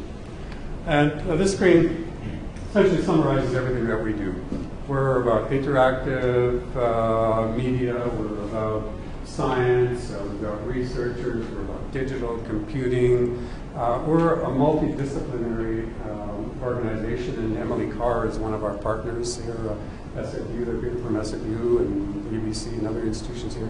They're all part of GRAND in some way, all involved in, in these areas of graphics or animation, digital media. The other thing we're about is people. That's highlighted here. We're about collaborating with organizations, both whether academic or non-academic institutions. We're creating a pool of talent, which we would like to see utilized, not only for the benefit of the academic community, but also for society at large. So this is our mission. We want to contribute to a thriving media sector in Canada. And again, this is what the Canadian government is invested in. It's money that it goes to researchers, it goes to HQP, what we refer to as highly qualified personnel at our institutions. So we want to create leading technology, and we want to create people who will take this technology into the marketplace. And we work in 5 different areas. New media is obviously a very important area and growing area. Gaming, interactive simulation, animation. And if you look at these areas, these theme areas that we work in, it will suggest to you that we are multidisciplinary. We work with sociologists, computer scientists, artists, hardware people, electrical engineers. There are a variety of different skill sets and competencies that are part of the GRAND network. And this graphic here summarizes essentially all of the activities that we're involved in. We've got 43 projects in Canada. I should have said earlier that what we are is a consortium of 25 universities, research universities in Canada. So any university or major university you can think of is likely a part of GRAND. So from UVic on the west coast all the way to Dalhousie, there is a member institution that's participating in GRAND. And we've got 43 projects all summarized by these strange acronyms, which takes a while to understand what the hell they mean. But they refer to some type of activity, and as shown here, it's all cross-discipline. So someone working in gaming might be working with someone in the social legislative area, might be working with someone in terms of tech methodology, processors, graphical processors, and the like. So of those 43 projects, said 25 universities, 43 projects, about 140 professors working on or leading these projects in some way or other, and about 500 graduate students, masters, PhDs, and postdocs, all involved in this network. And so one of the things that I want you to walk away from today's meeting is that this is a pool of talent that you can draw upon for any type of application that you might have, whether it's even technical, very technical in terms of the machine to machine. There's someone likely within our consortium that has the talent, the skills, the competency, and capabilities that you need to advance your business. So one of the things that, again, I want you to walk away, this is an invitation, an open invitation to all of you, whether you're SME or much larger organization, that we want you to investigate the technologies that we have, to interact with our research community, to determine to identify technologies that might be complementary to what you're doing, might be parallel in some way, but can ultimately contribute in some way to your business. And again, if you look at a lot of what we do, again, it's a lot of design, a lot of graphics. Again, think of some of the technologies that we were speaking of today, devices like the Apple iPhone. A lot of these things, the technology behind this has been around for a while. It's how you repackage it and redesign it and introduce it into the market that makes the difference. So the invitation is out there for you to explore what we have, and then to also be aware that we will help you in some respect to facilitate the adoption of that technology. We'll help with prototyping if necessary. We'll provide you with money at it to help you look at that technology, evaluate it. We'll introduce you to angel investors and venture capital and other groups that might be able to provide you with some assistance as well.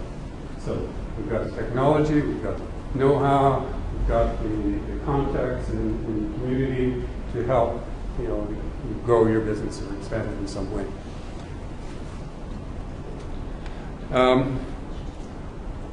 As I said earlier, we've got 43 projects, 143 researchers. Essentially, that's 143 different technologies taking place. And so I'm just going to highlight for you some of these technologies. Some might be relevant to you, others less so. But obviously, I can't speak to all 143 projects or activities that we have underway. I can highlight the degree of work that we have underway and the breadth of the work that's taking place. So at SFU, we have Alexandra Fedorov. As you can see, if you remember that previous screen with all those interlinking lines, various projects. Again, she's involved in 3 different projects. And the one that she's most involved in is platform. And this is focuses on designing tools to improve graphical processing. So they're designing mechanisms that will automatically place data very close to the processor to expedite the rendering and the display. And then they have teams working on simple tools to speed up applications, so triangulation and various algorithms. And so much of what we have is software-based rather than hardware-based. But it's also that know-how, how you can apply that. Another technology, this one comes out of the University of Calgary. You can have an artistic application called gesture and virtual object manipulation. And this is a technology we think could have a great application, not just in the art world. So someone walks in front of us and I wave my arms around and create something maybe captured in, say, for a future presentation. We're also thinking of how this can be applied in a broad performance arena environment, and also an advertising market or sector. So here we have the researcher who's got virtual balls floating in the air, and you can kind of reach up for that one, and reach up for that, you can wave them one way or the other. And an event that we had in Calgary just at the beginning of the month here, one of the things that we considered was how could something like that be used in, say, in a hockey arena or in a football arena or a theater of some sort, and apply it in the sense that if you go to a hockey arena, or a lot of beer is consumed, and particular brands might be consumed more than others. Those balls there could be, the Heineken beer bottle as opposed to the Coors one, and the audience, kind of manipulates these things to indicate which one it prefers more than another. And here the economic opportunity arises for the marketer, for the vendor of that particular product. So you could reshape that into any type of widget that you'd like, and gain some type of economic activity from that. Yeah, I don't have that anymore. This is another one that comes out of the University of Calgary. Some of you are probably online shoppers, male or female. How many times have you bought something online, or might have bought some clothing online, and as soon as it arrived, you tried it on, and you threw it back in the box, and it went back to the retailer. This is a technology that I think might have some impact on online shopping, so that here they're just using either a webcam or a cell phone camera. You take a photograph of yourself, it transforms you into a frame, 3D frame object. They have the algorithm to measure your neck size and arms and everything else. And you upload this back to Ralph Lauren, whoever you're buying something from. And now they'll know the particular size that is required for you, or in an age where you might have clothing manufactured at the time that it's ordered. They would have something that, since you have a bespoke clothing created on the fly for you. Augmented reality, again, this one comes out of Alberta. As you can see, this researcher is involved in a great many projects. And, there's technology here that can be used for gaming, could be used for, one of the projects is smart condo, of having sensors and a variety of other objects within a condo or home environment, which could be controlled, provide some augmented reality sense. Let me move on here a bit more. Eye tracker, this one comes out of McGill. This again, technology, very simple technology, originated as a way of treating lazy eye syndrome. It's just a research project. But again, imagine, you have a vision of how this technology could be applied in a larger sense, where what you monitor or look at, whether it's on the screen, small screen or a large screen, now can be cataloged, inventoried, and the things that you look at could be and the information sets that could be provided to you could be very personalized. So now we have cameras on our cell phone that we're like, we can see cameras on televisions and a variety of other objects. And so what I see and what I look at and the type of response that might come back and forth with an advertisement of one sort or another could be tailored very differently for you than it is for me, because I might have paid more attention to it than someone else. And I'll just go through these. Garment wrinkling, this is again good for animation, social media visualization, 3D personal displays. We would look at this as a tool that could be used for 3D printing as an intermediate tool. Gaming devices. We got lots of different things. This one's actually quite interesting. It looks like a toupee. You can rub it and the hairs move around, but it could actually have designed, for games, obviously for toys or something. It could be something that could have an application in the health environment. Someone has chronic pain. You could make something that's a little larger. It's like having your own cat, but it's not a cat. And you brush it, it turns, distracts you from the pain that you might have. There's too many others here, but I'm Mark Solpick, and I welcome your queries and speaking to you at some point on some of these technologies.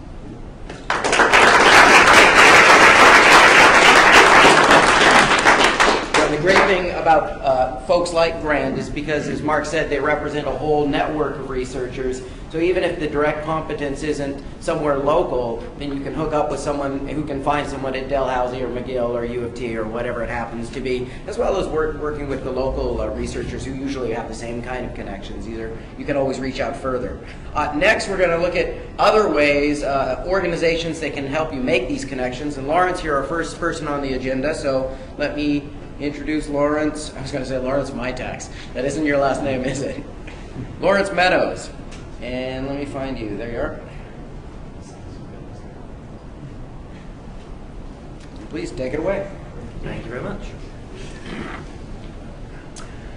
So I recognize a few familiar faces in the room, and so some of you know about Mytax. We've had a few evolutions over the last few years, so maybe I can give you some new information.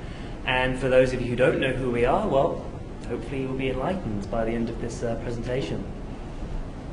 So who are we? We are a national research organisation. We're a non-profit, we're government funded. We have money from Industry Canada, WD and the BC Ministry of Jobs, Tourism and Innovation, just for BC alone. We also have regional funding, other provinces, FedDev, ACOA as well. So we're a truly national organisation. What we can do for industry is, well, we can help support collaborative research projects between industry and academia. Using our government money, we can help make companies' limited R&D funds go further, and we can help connect you with up-and-coming talents. Today's grad students and postdocs who might be tomorrow's researchers with a understanding of what it's like to do research with industry, or they could be your new hires as well. So what can we offer you? Well, we can offer you our network. You've heard about some of the researchers here today. We know those research groups. We work with universities of all shapes and sizes across the country. The big universities like SFU, UBC, UVic. We work with Emily Carr University. We work with research networks like Grand. So if you don't know people, we can help connect you to them. So we heard Ericsson, for example, earlier on today, that didn't have many RFPs from Western Canada. Well, for future, we can help you with that. But if you do know people, fantastic, we can help strengthen those connections. Some industry members may be a little bit leery about working with universities. Intellectual property, confidentiality, those could be potential sticking blocks. Well, we're based at universities. UBC is our home university. We have offices all across the country. We know people that we can direct you to have discussions about IP and confidentiality. I mentioned that this is a great chance for you to preview future talent. Through MyTax, you will gain access not just to professors, but their grad students and postdocs as well. And I mentioned we have matching funds. We're a small organization. Although we are government funded, we are not government. There's about 106 of us across the country. We like to be very much hands-on. We like to help walk you through the process, help you with the applications, answer questions, connect you to people. Basically, if you have any problems or challenges at any stage, we'd like you to come to us so we can help you. For the last part of my presentation, I'm going to talk about our flagship program, which is MyTax Accelerate. This is a way that we can help set up and support applied research collaborations between professors and industry. Now, we call it an internship program for the very simple fact that the work is undertaken by grad students and postdocs, balancing their time between the professor's lab and with industry. So we call it an internship, but it really is an applied research collaboration with professors and industry. For easy scheduling and planning, we break these projects down into 4-month chunks. But these projects aren't just 4 months. They can be, but they can be much larger. Our current project, largest project, is 126 4-month chunks of time, each one undertaken by a grad student or postdoc. It's about $1.7 million.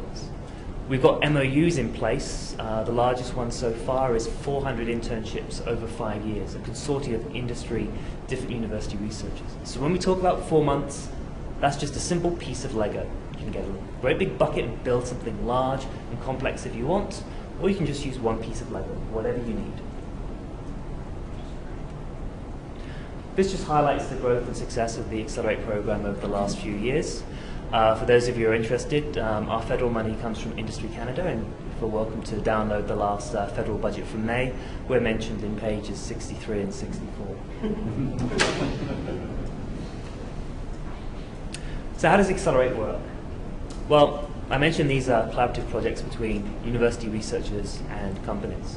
It can be more than one company, it can be more than one professor, it can be more than one university. We're happy to facilitate those connections. And again, we break them down into 4-month chunks for easy scheduling.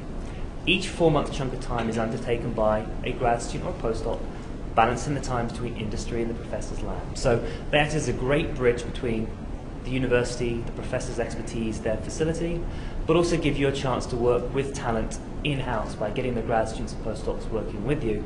They have a much greater understanding of how industry conducts R&D, and they have hands-on access to the problem that you have and can provide a solution in-house. We can work with professors from any discipline. We can work with design researchers, electrical and computer engineers. We can work with psychology professors. We can work with people from the business schools. At the end of the day, whatever the industry needs, we can help connect you to those research experts.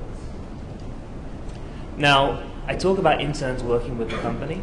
They're not hired by the company, they're paid as a grant held by the professor, which keeps things nice and simple for the companies. They're not on your payroll. It also means you can access a wider range of talent, because we can now support international grad students and postdocs who are working at our universities and might be considering staying on in the country with a career.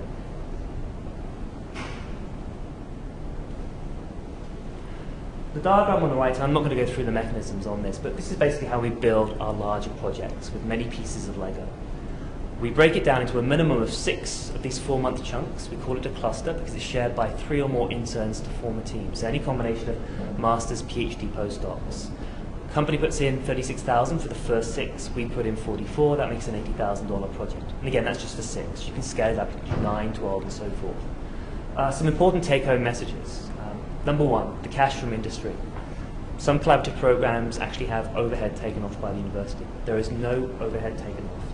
All of the cash that the industry puts in goes to the project. We don't take any money, the university doesn't take any money, it goes straight into the project. If you're working in the core disciplines, your science, technology, engineering, and mathematics, the industry contribution could also be eligible for shred credits as well. So at the end of the day, your contribution is actually reduced and our effective matching ratio is increased. So this is how you build large projects, and if you'd like more information, I'll be happy to provide you with more guidance on that. But let's say you don't want a 20 internship project to start off with. Maybe you've got a proof of concept, you want to just see if it works. Maybe you want to build a relationship with the professor. Maybe your project just needs 4 months. Well, we have a slightly different mechanism, a single or a double internship, each 4 or 8 months in size. We have a different funding ratio on that, but again, there's no overhead taken off. Some important take-home messages about the applications. Number 1, we strongly recommend that the internal interns write it. Companies are busy, professors are busy. It's a great training opportunity for them to really understand the company's problem. With that case, we try and keep the forms simple because we want grad students and postdocs to write it. I'm available to answer questions, help walk people through the process. There are no deadlines to apply, no deadlines to start. The small projects typically is a 6-week turnaround. Smaller clusters, 2 months, and depending on how large they are, it's no more than a 4-month turnaround. 4-month turnaround for the huge projects. So again, we work with you for the scalability of the projects. These are just a few examples. Some of the past projects that we've worked with. If you're interested in getting some more examples, feel welcome to go on our website and have a look around. You can search by industry sector, by university, by academic discipline, and so forth. So again, this is just to kind of give you a little bit of a flavour of the sort of things that we've been supporting over the last few years. And I want to acknowledge Wavefront for being a partner with Nokia on one of the projects. So, how to apply? Well, I mentioned we try and keep these forms as simple as possible for grad students and postdocs to write it. Accelerate is not a competition. We use a peer review process, so you can suggest reviewers. There could be industry researchers, there could be academics. We have about a 95% success rate, in part because I and my colleagues help check the project plan before it's actually sent in. The other 5%, well, maybe it's not clearly defined what you're going to be doing, maybe you're using the wrong approach, maybe it's overly ambitious. So you're always welcome to resubmit if you want. We try and have a fast turnaround. I mentioned that international grad students and postdocs are eligible for our funding as well, so it gives you an access to a greater range of talent at universities. And again, we're here to help you throughout all the stages of the proposal submission.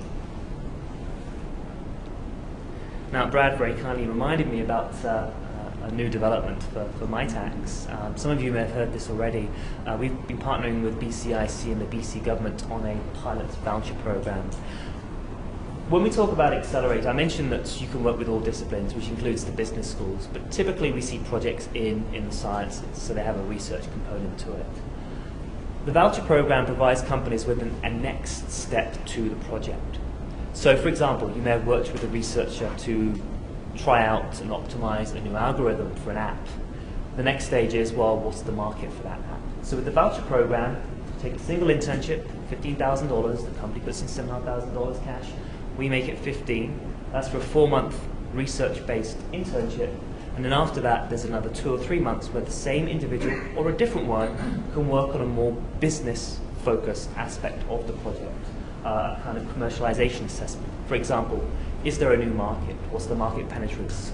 Could we break out into something else elsewhere? So if you're interested in the voucher program, contact me. If you've already done an Accelerate internship beforehand, essentially we can provide another $7,500 for the commercialization assessment. If you're thinking of doing a new internship, then the combination will be $7,500 cash comes $22,500 worth of value. So this is brand new. We just launched it with BCIC about a week and a half ago. For the last slide, I just wanted to segue very slightly into a different program that we can offer. I mentioned Accelerate, which is collaborative partnerships between industry and academia. You can work with grad students and postdocs with their professors. Accelerate has no deadlines. It's not a competition. We look at the scientific merits of the project. Elevate is an opportunity for companies to work with a different level of talent. Postdocs who want to transition to an industry career. These postdocs have got a lot of experience under their belt, they've got a lot of maturity. They are a great asset for a company. For example, there's a team lead on a project. So with the Elevate program, We provide funding for up to 2 years. Industry puts in cash, we put in cash. The postdoc gets a $50,000 stipend for each of 2 years, and there's $7,500 left over to support the project. In addition to collaborating with the company and their professor, we also provide the postdoc with additional skills trainings. We have workshops in project management, what is IP, how to effectively network, and improve their communication skills. With our last cohort, we gave them a Dragon's Den pitch. They had to pitch a good idea to a panel of industry experts. Why? When they're working in a company, if they've got a great idea, they need to go to their manager and with confidence put in a rational argument why support this new idea.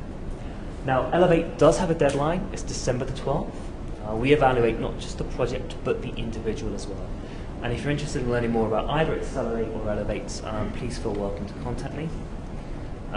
I have business cards on me, and of course here are my contact information as well. So, thank you very much.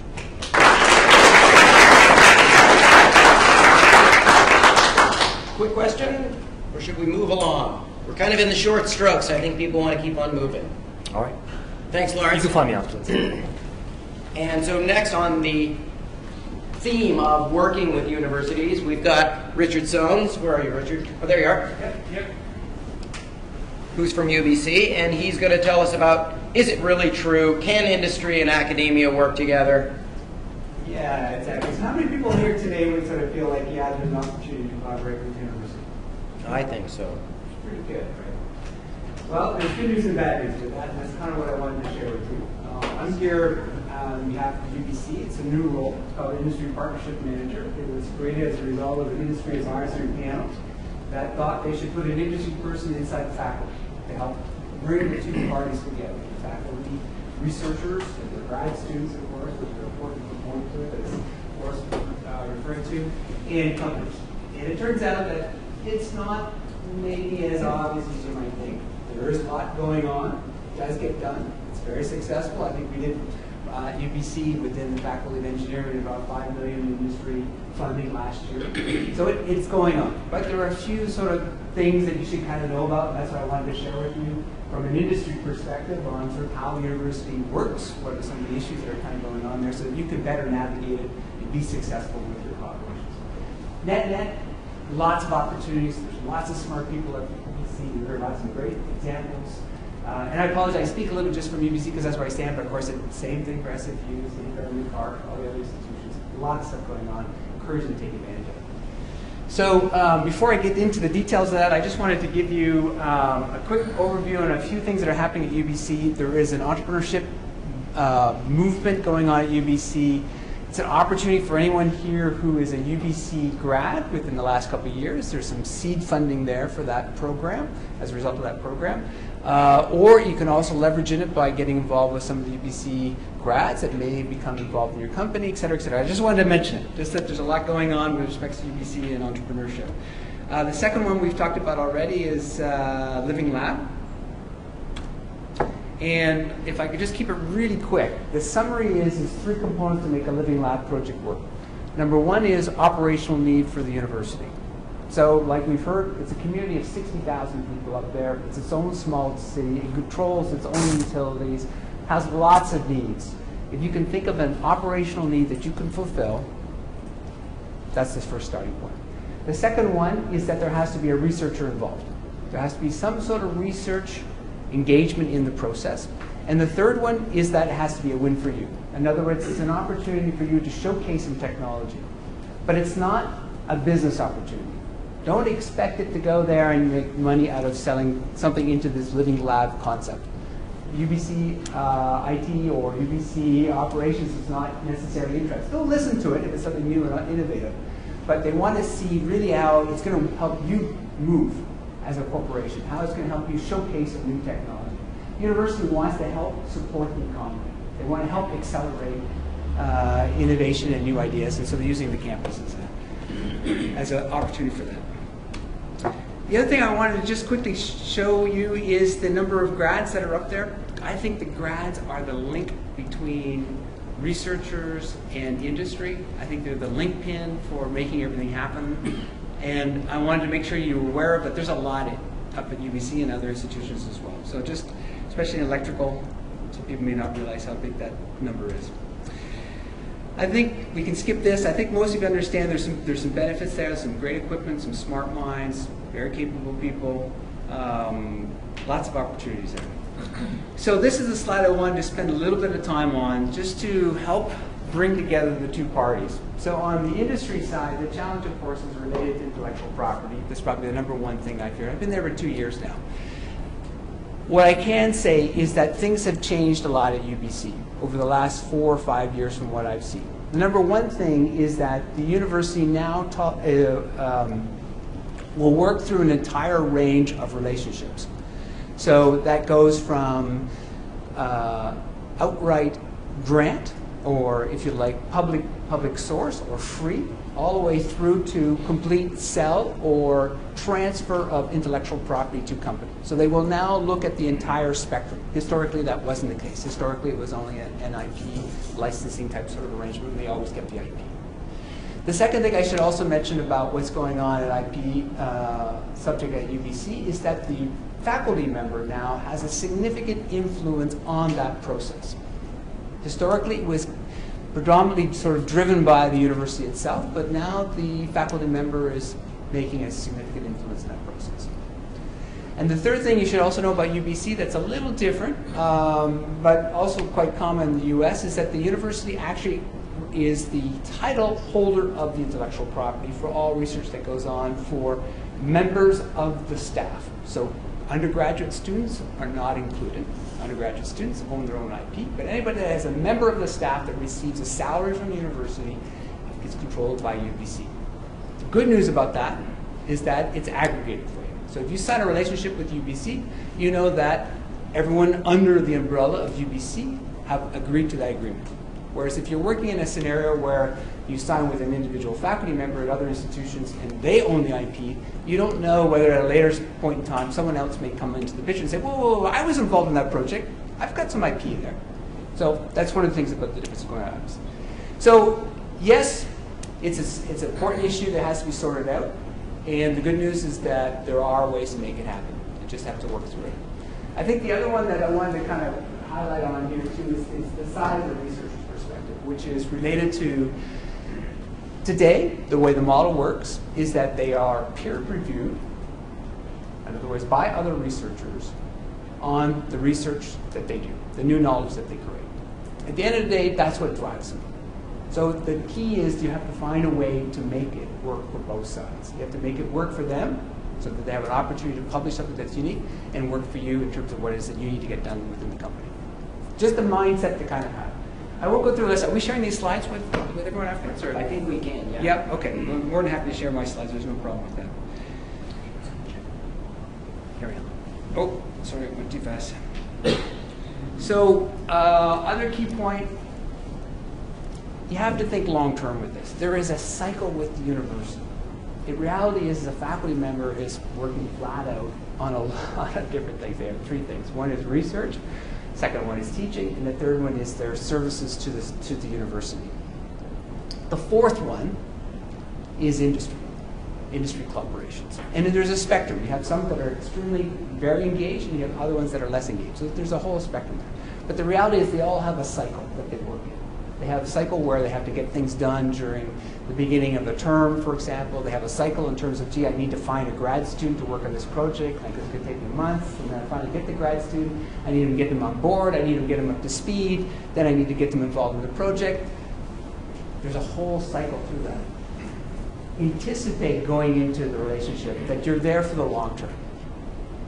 If you go in with just a short-term thought, you're probably, and I'm not saying it doesn't happen, it does happen, engaged grants happen, 6 months of grants. There's situations where in a certain situation you hit a faculty member at the right place at the right time and you can get a 6 months.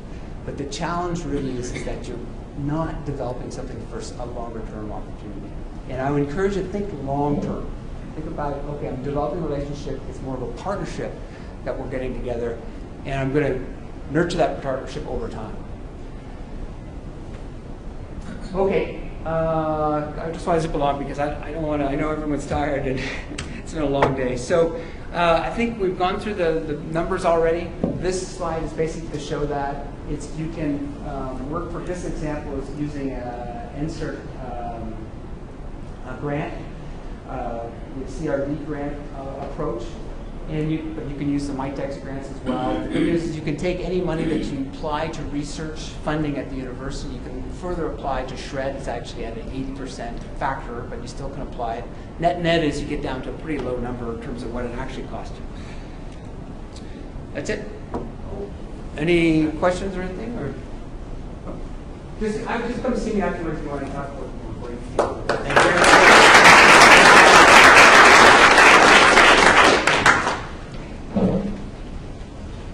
So next we're going to hear from Perry from NRC IRAP and learn about yet one more program, and then we're going to hear if it really works.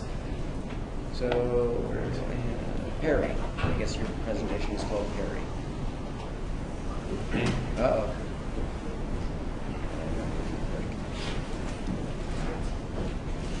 Yeah, if you want to use the microphone. Yeah. Okay, so second last presentation of a long afternoon. You're thinking, oh, a dry presentation from a government guy. I hope not. I'll try and deliver some relevant information to you. You're in the industry, you just work for government. Yeah.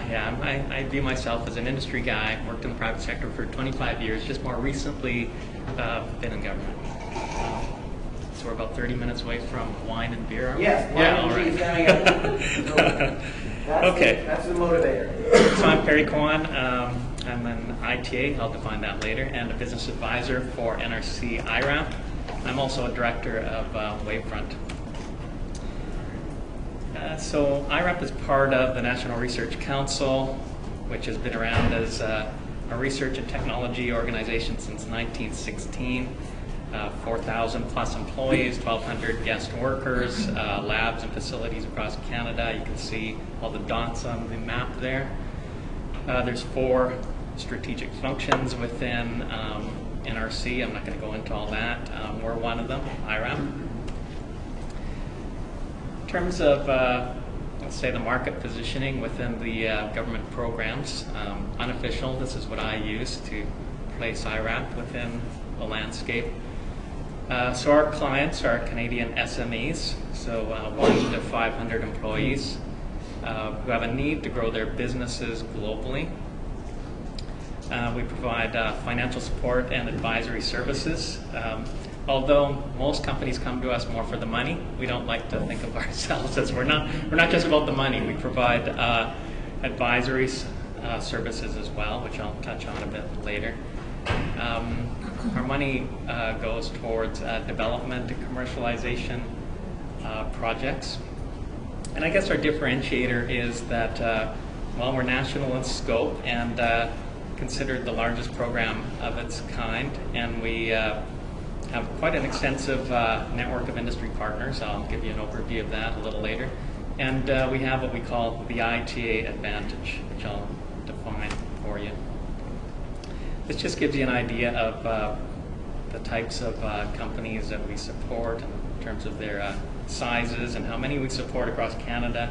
So you can see in Ontario, that's where most of the clients are, then Quebec, then BC.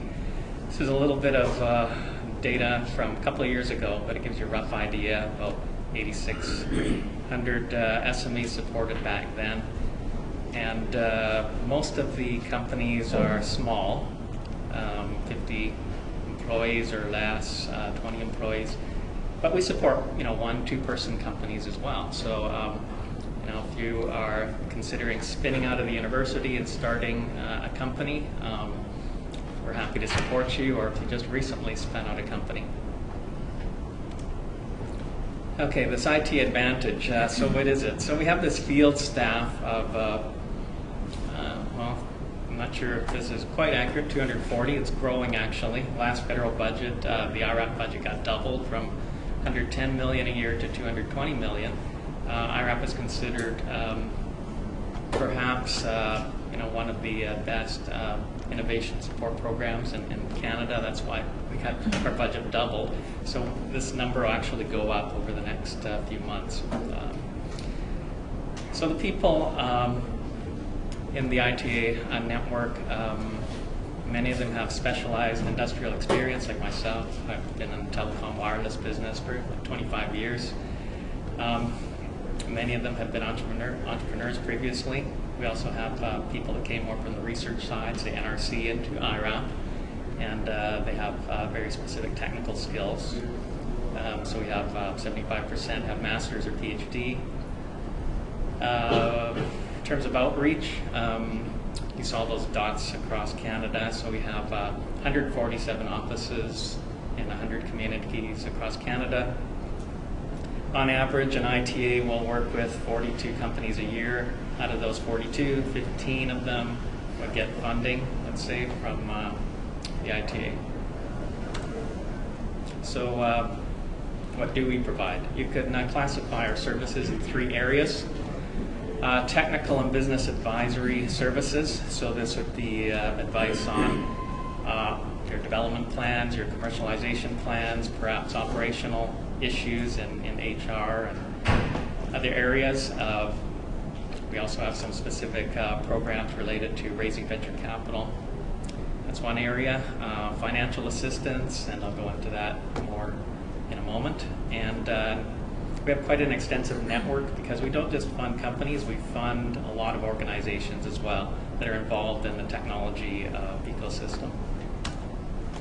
So I've got a couple pages of them here. So this just gives you a flavor for the number of organizations and who they are. About 30 we support per year. Some of them are represented here. I highlighted a few of them that are more closely tied to academic institutions like the Alacrity Foundation, which is closely partnered with UVic. We support projects with BCIT directly, Emily Carr, MyTax, we co-finance programs with them, SFU, UBC, UVic, Yukon College. So we have a pretty good overview of what's happening in the tech ecosystem just through all these partnerships. So if you come to IRAP, say from a 30,000-foot view, we can point you in the right direction anyway on where to go. In terms of the money that we have to invest in companies and orgs, we have 3 colors of money, we call them. Money that can go to firms, money that can go to organizations and not-for-profits, and a specific program we deliver on behalf of HRSDC, Human Resources Skills Development Canada. We deliver some money for them to place youths into companies. How am I doing on time there? Okay. So I'll give you a rough idea of budgets. I mentioned the $220 million, but that's all across Canada in Pacific region, which is BC and Yukon. Really, it's BC. I've never actually seen a project in the Yukon, but gives you a rough idea here. So this fiscal year, 26 million into firms, about 2 million into orgs, and 700K into youth projects. So for people that have companies or considering spinning out companies, probably want to pay attention to this. So the amounts are typically 50K or less per project, but they can go as high as $1 million, but that's quite rare. It requires several levels of approval all the way up to the NRC president. But there's quite a few every year that are in the hundreds of K, lower hundreds of K. On average, probably, I think it's about 80K if you average the big ones with all the small ones. We don't call it a grant, we call it a non-repayable contribution. So there's a contract that's signed with the company around a specific work plan with objectives to be achieved. There's some special clauses for payback of the money. For example, if the company is sold within 5 years to a foreign entity, there may be a requirement to pay back some or all of the money. The funds can be applied to salary costs, typically up to 75% of the gross salary cost. We also support contractors at 50% rate. For certain types of projects, other eligible costs are travel and living. So overall, once you add up all the various types of funding, typically we support about 50% of the eligible project costs overall. Three main project types. So the most common are product development. So spending money on software development, engineering, more research to further your product. But we also have other types of projects. Market assessment. So these are for generally very early stage companies, concept stage, where the company hasn't quite figured out necessarily their market positioning, hasn't really sharpened their value proposition yet, maybe doesn't have a good understanding of the market size, and feels they need to spend more effort in assessing the market before they invest more heavily into R&D. Third type of project, which was created just a couple of years ago, technology validation projects. So we found that a lot of companies had a product that they felt was commercial ready, but they had no customers and were really struggling with getting customer traction. So this type of project is to help the company engage with the lead customer, an early adopter customer or customers, to define a validation project that may measure some technical aspects of the product, functional performance aspects of the product, but also validate the business value propositions as well, cost efficiencies, etc. So we find that these types of projects have been quite useful in greasing the wheel, so to speak, and getting a company to engage with a startup. So how do you be successful in getting an IRAP funding contract? So we have what we call our Benefits to Canada metrics, and these were just introduced a couple of years ago. So the government is looking at how our investment can provide a return to Canada. So these are the 4 key metrics that we measure. Increased employment, increased R&D expenditures, increased annual revenues, and equity financing raised. So when you sign a contract with IRAP, the company is obligated to report on these metrics for a period of 5 years, but it's not too much of it's not too cumbersome to do this. It's done once a year. We get a snapshot of the data. There's a web tool to do that, but it just helps IRAP show that it's delivering value. There's other benefits we look at as well, less tangible. The contributions to orgs type of funding for organizations like those 30 that I showed you earlier. The objectives for that type of funding are for integrating innovation capacity within Canada. What does that mean? Well, typically that would be like industry associations that would bring together SMEs, maybe for marketing alliance purposes, for example. Another type of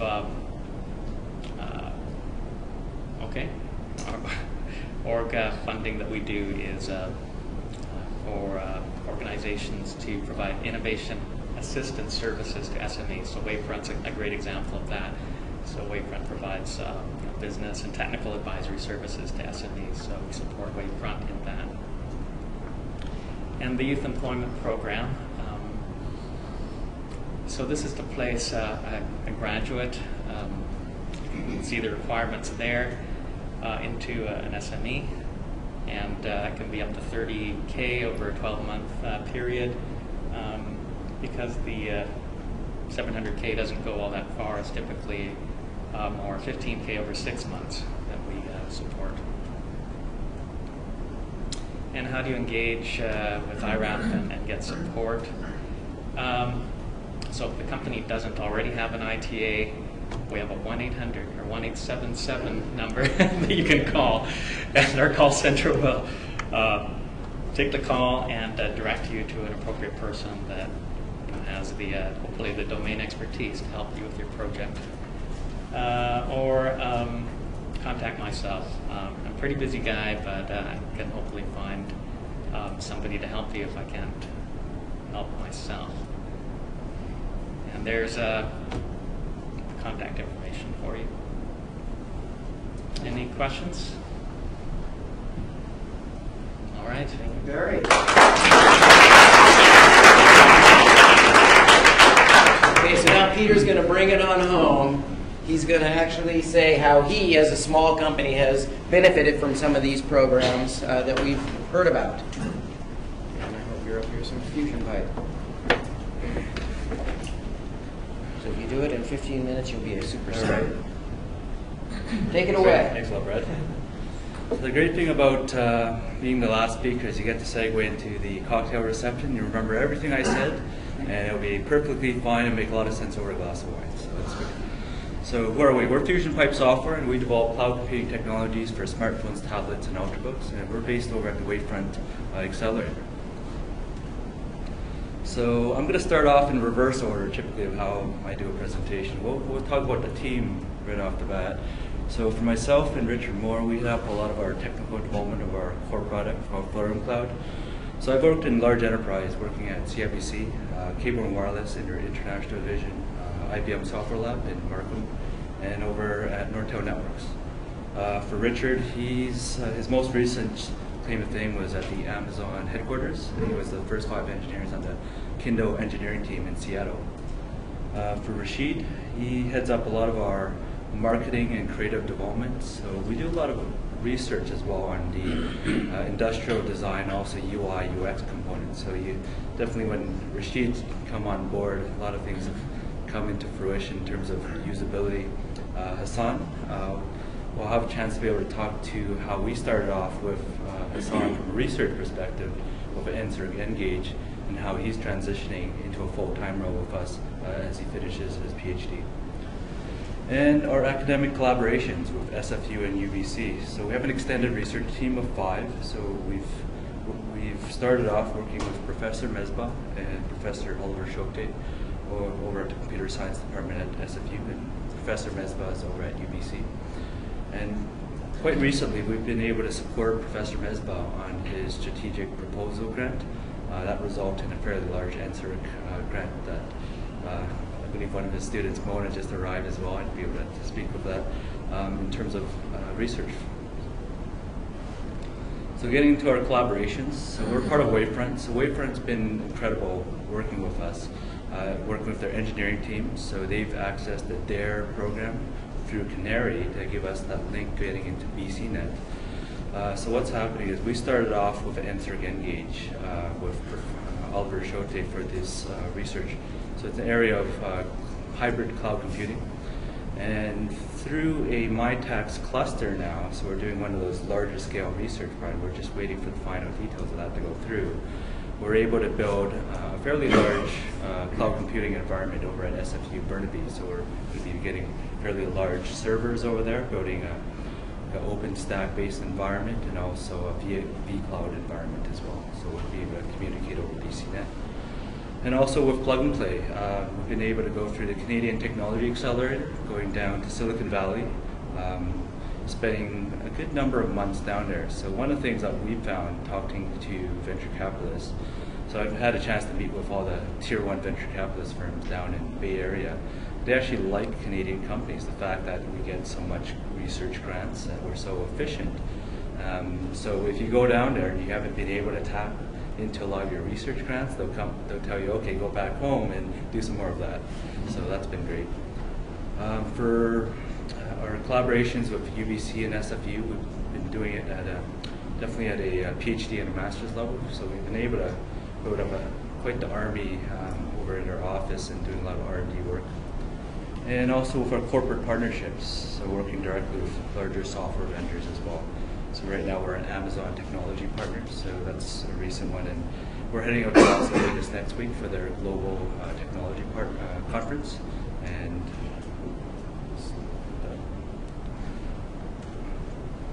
so in terms of research grants, so I think this is the one exciting thing. I figure I'd just start off with this, you know, and get everyone excited about it. So from an SME and a startup perspective, how do you really build your company?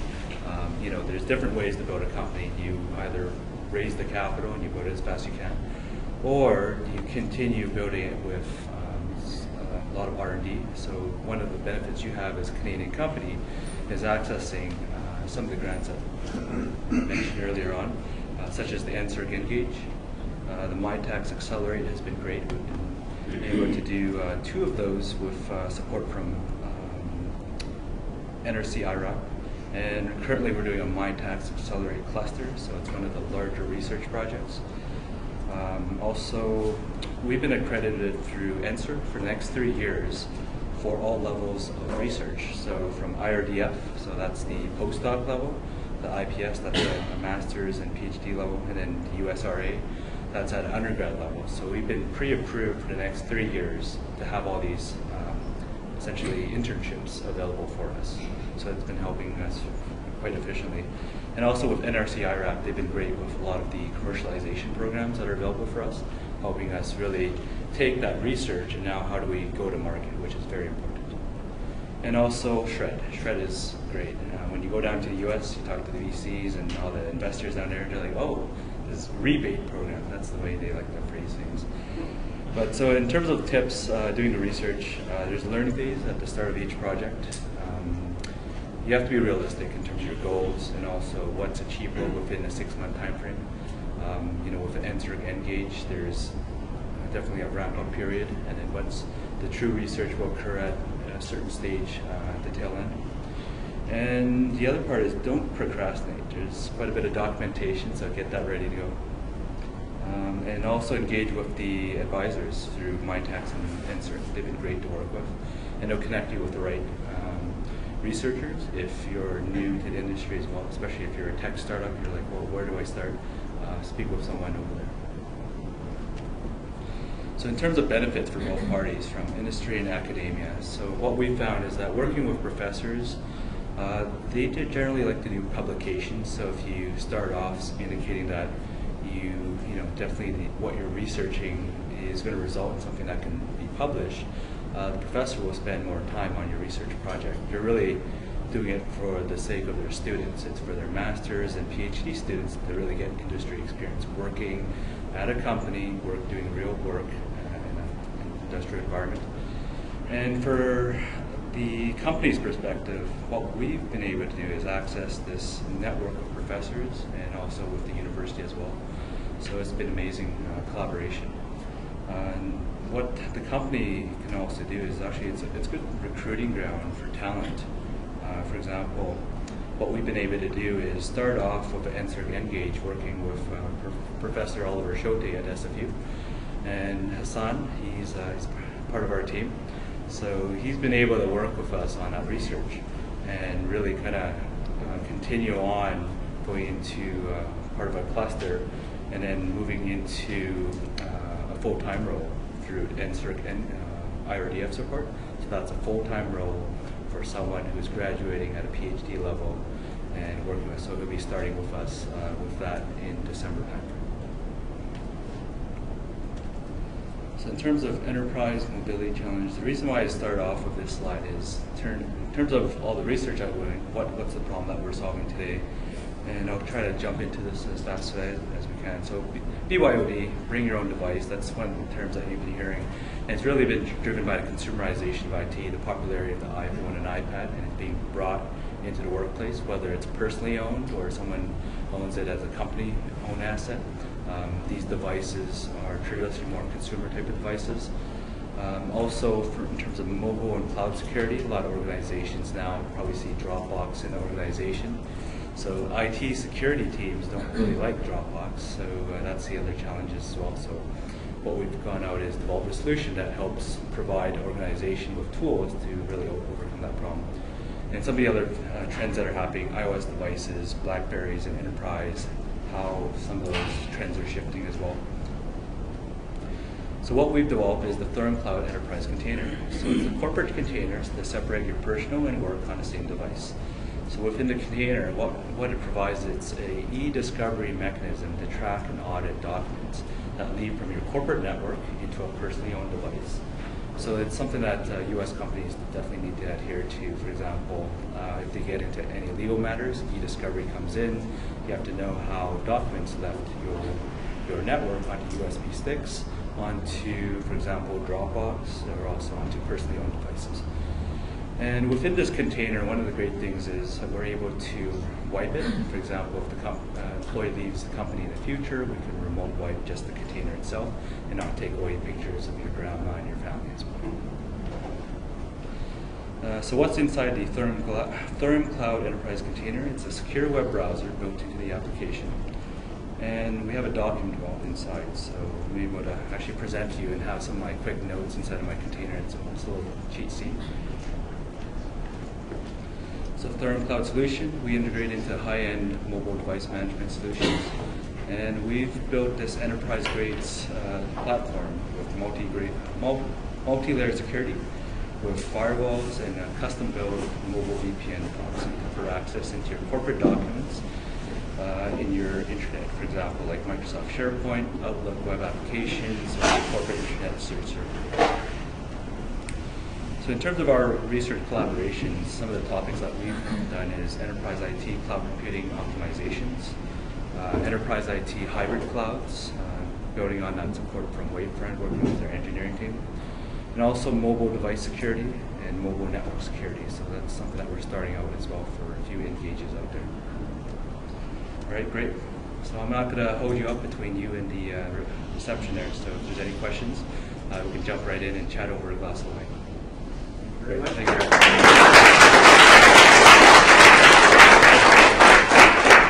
Thanks for that good timing. He actually gave me 3 minutes to wrap up. I'll still be on time. So just a reminder, thank you everyone for coming. It's great. I'm glad you guys were able to sit through all of this. I found all the presentations really interesting. Thinking back to 5 hours ago, how we started, we heard from Ericsson, we heard from Nokia, we heard from Sierra Wireless.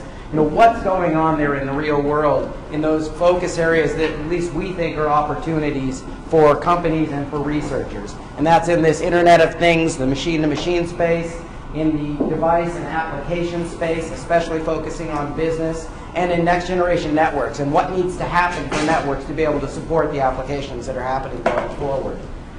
We then heard about some of the expertise that we have at the device level, at the application level, and the networks of researchers that are available and the kind of projects that they're already doing to help industry. And finally, we heard about some of the programs that help to actually bring those two people together, the industry and the researching collaborators, so that they can work together and indeed even get funding that will help support those collaborations over long term. And then Peter brought it all home at the end. Peter's company is a year plus old, and yet already is heavily engaged with the research community in order to support the future of his company and the directions they need to go in order to differentiate themselves in the market. So as a small company, you don't need to be afraid of working with academia and these programs being able to help you. It's not just, yes, there's some paperwork, and yes, you have to work through that, but there's a great benefit. And you saw the return of, I can't remember whose slide it was, 17 cents on the dollar that you can end up paying for some of your R&D work if you work with some of these programs. So hopefully everyone learned something. We now have an opportunity to talk to the people that you heard talking earlier, and I think we're going to do that.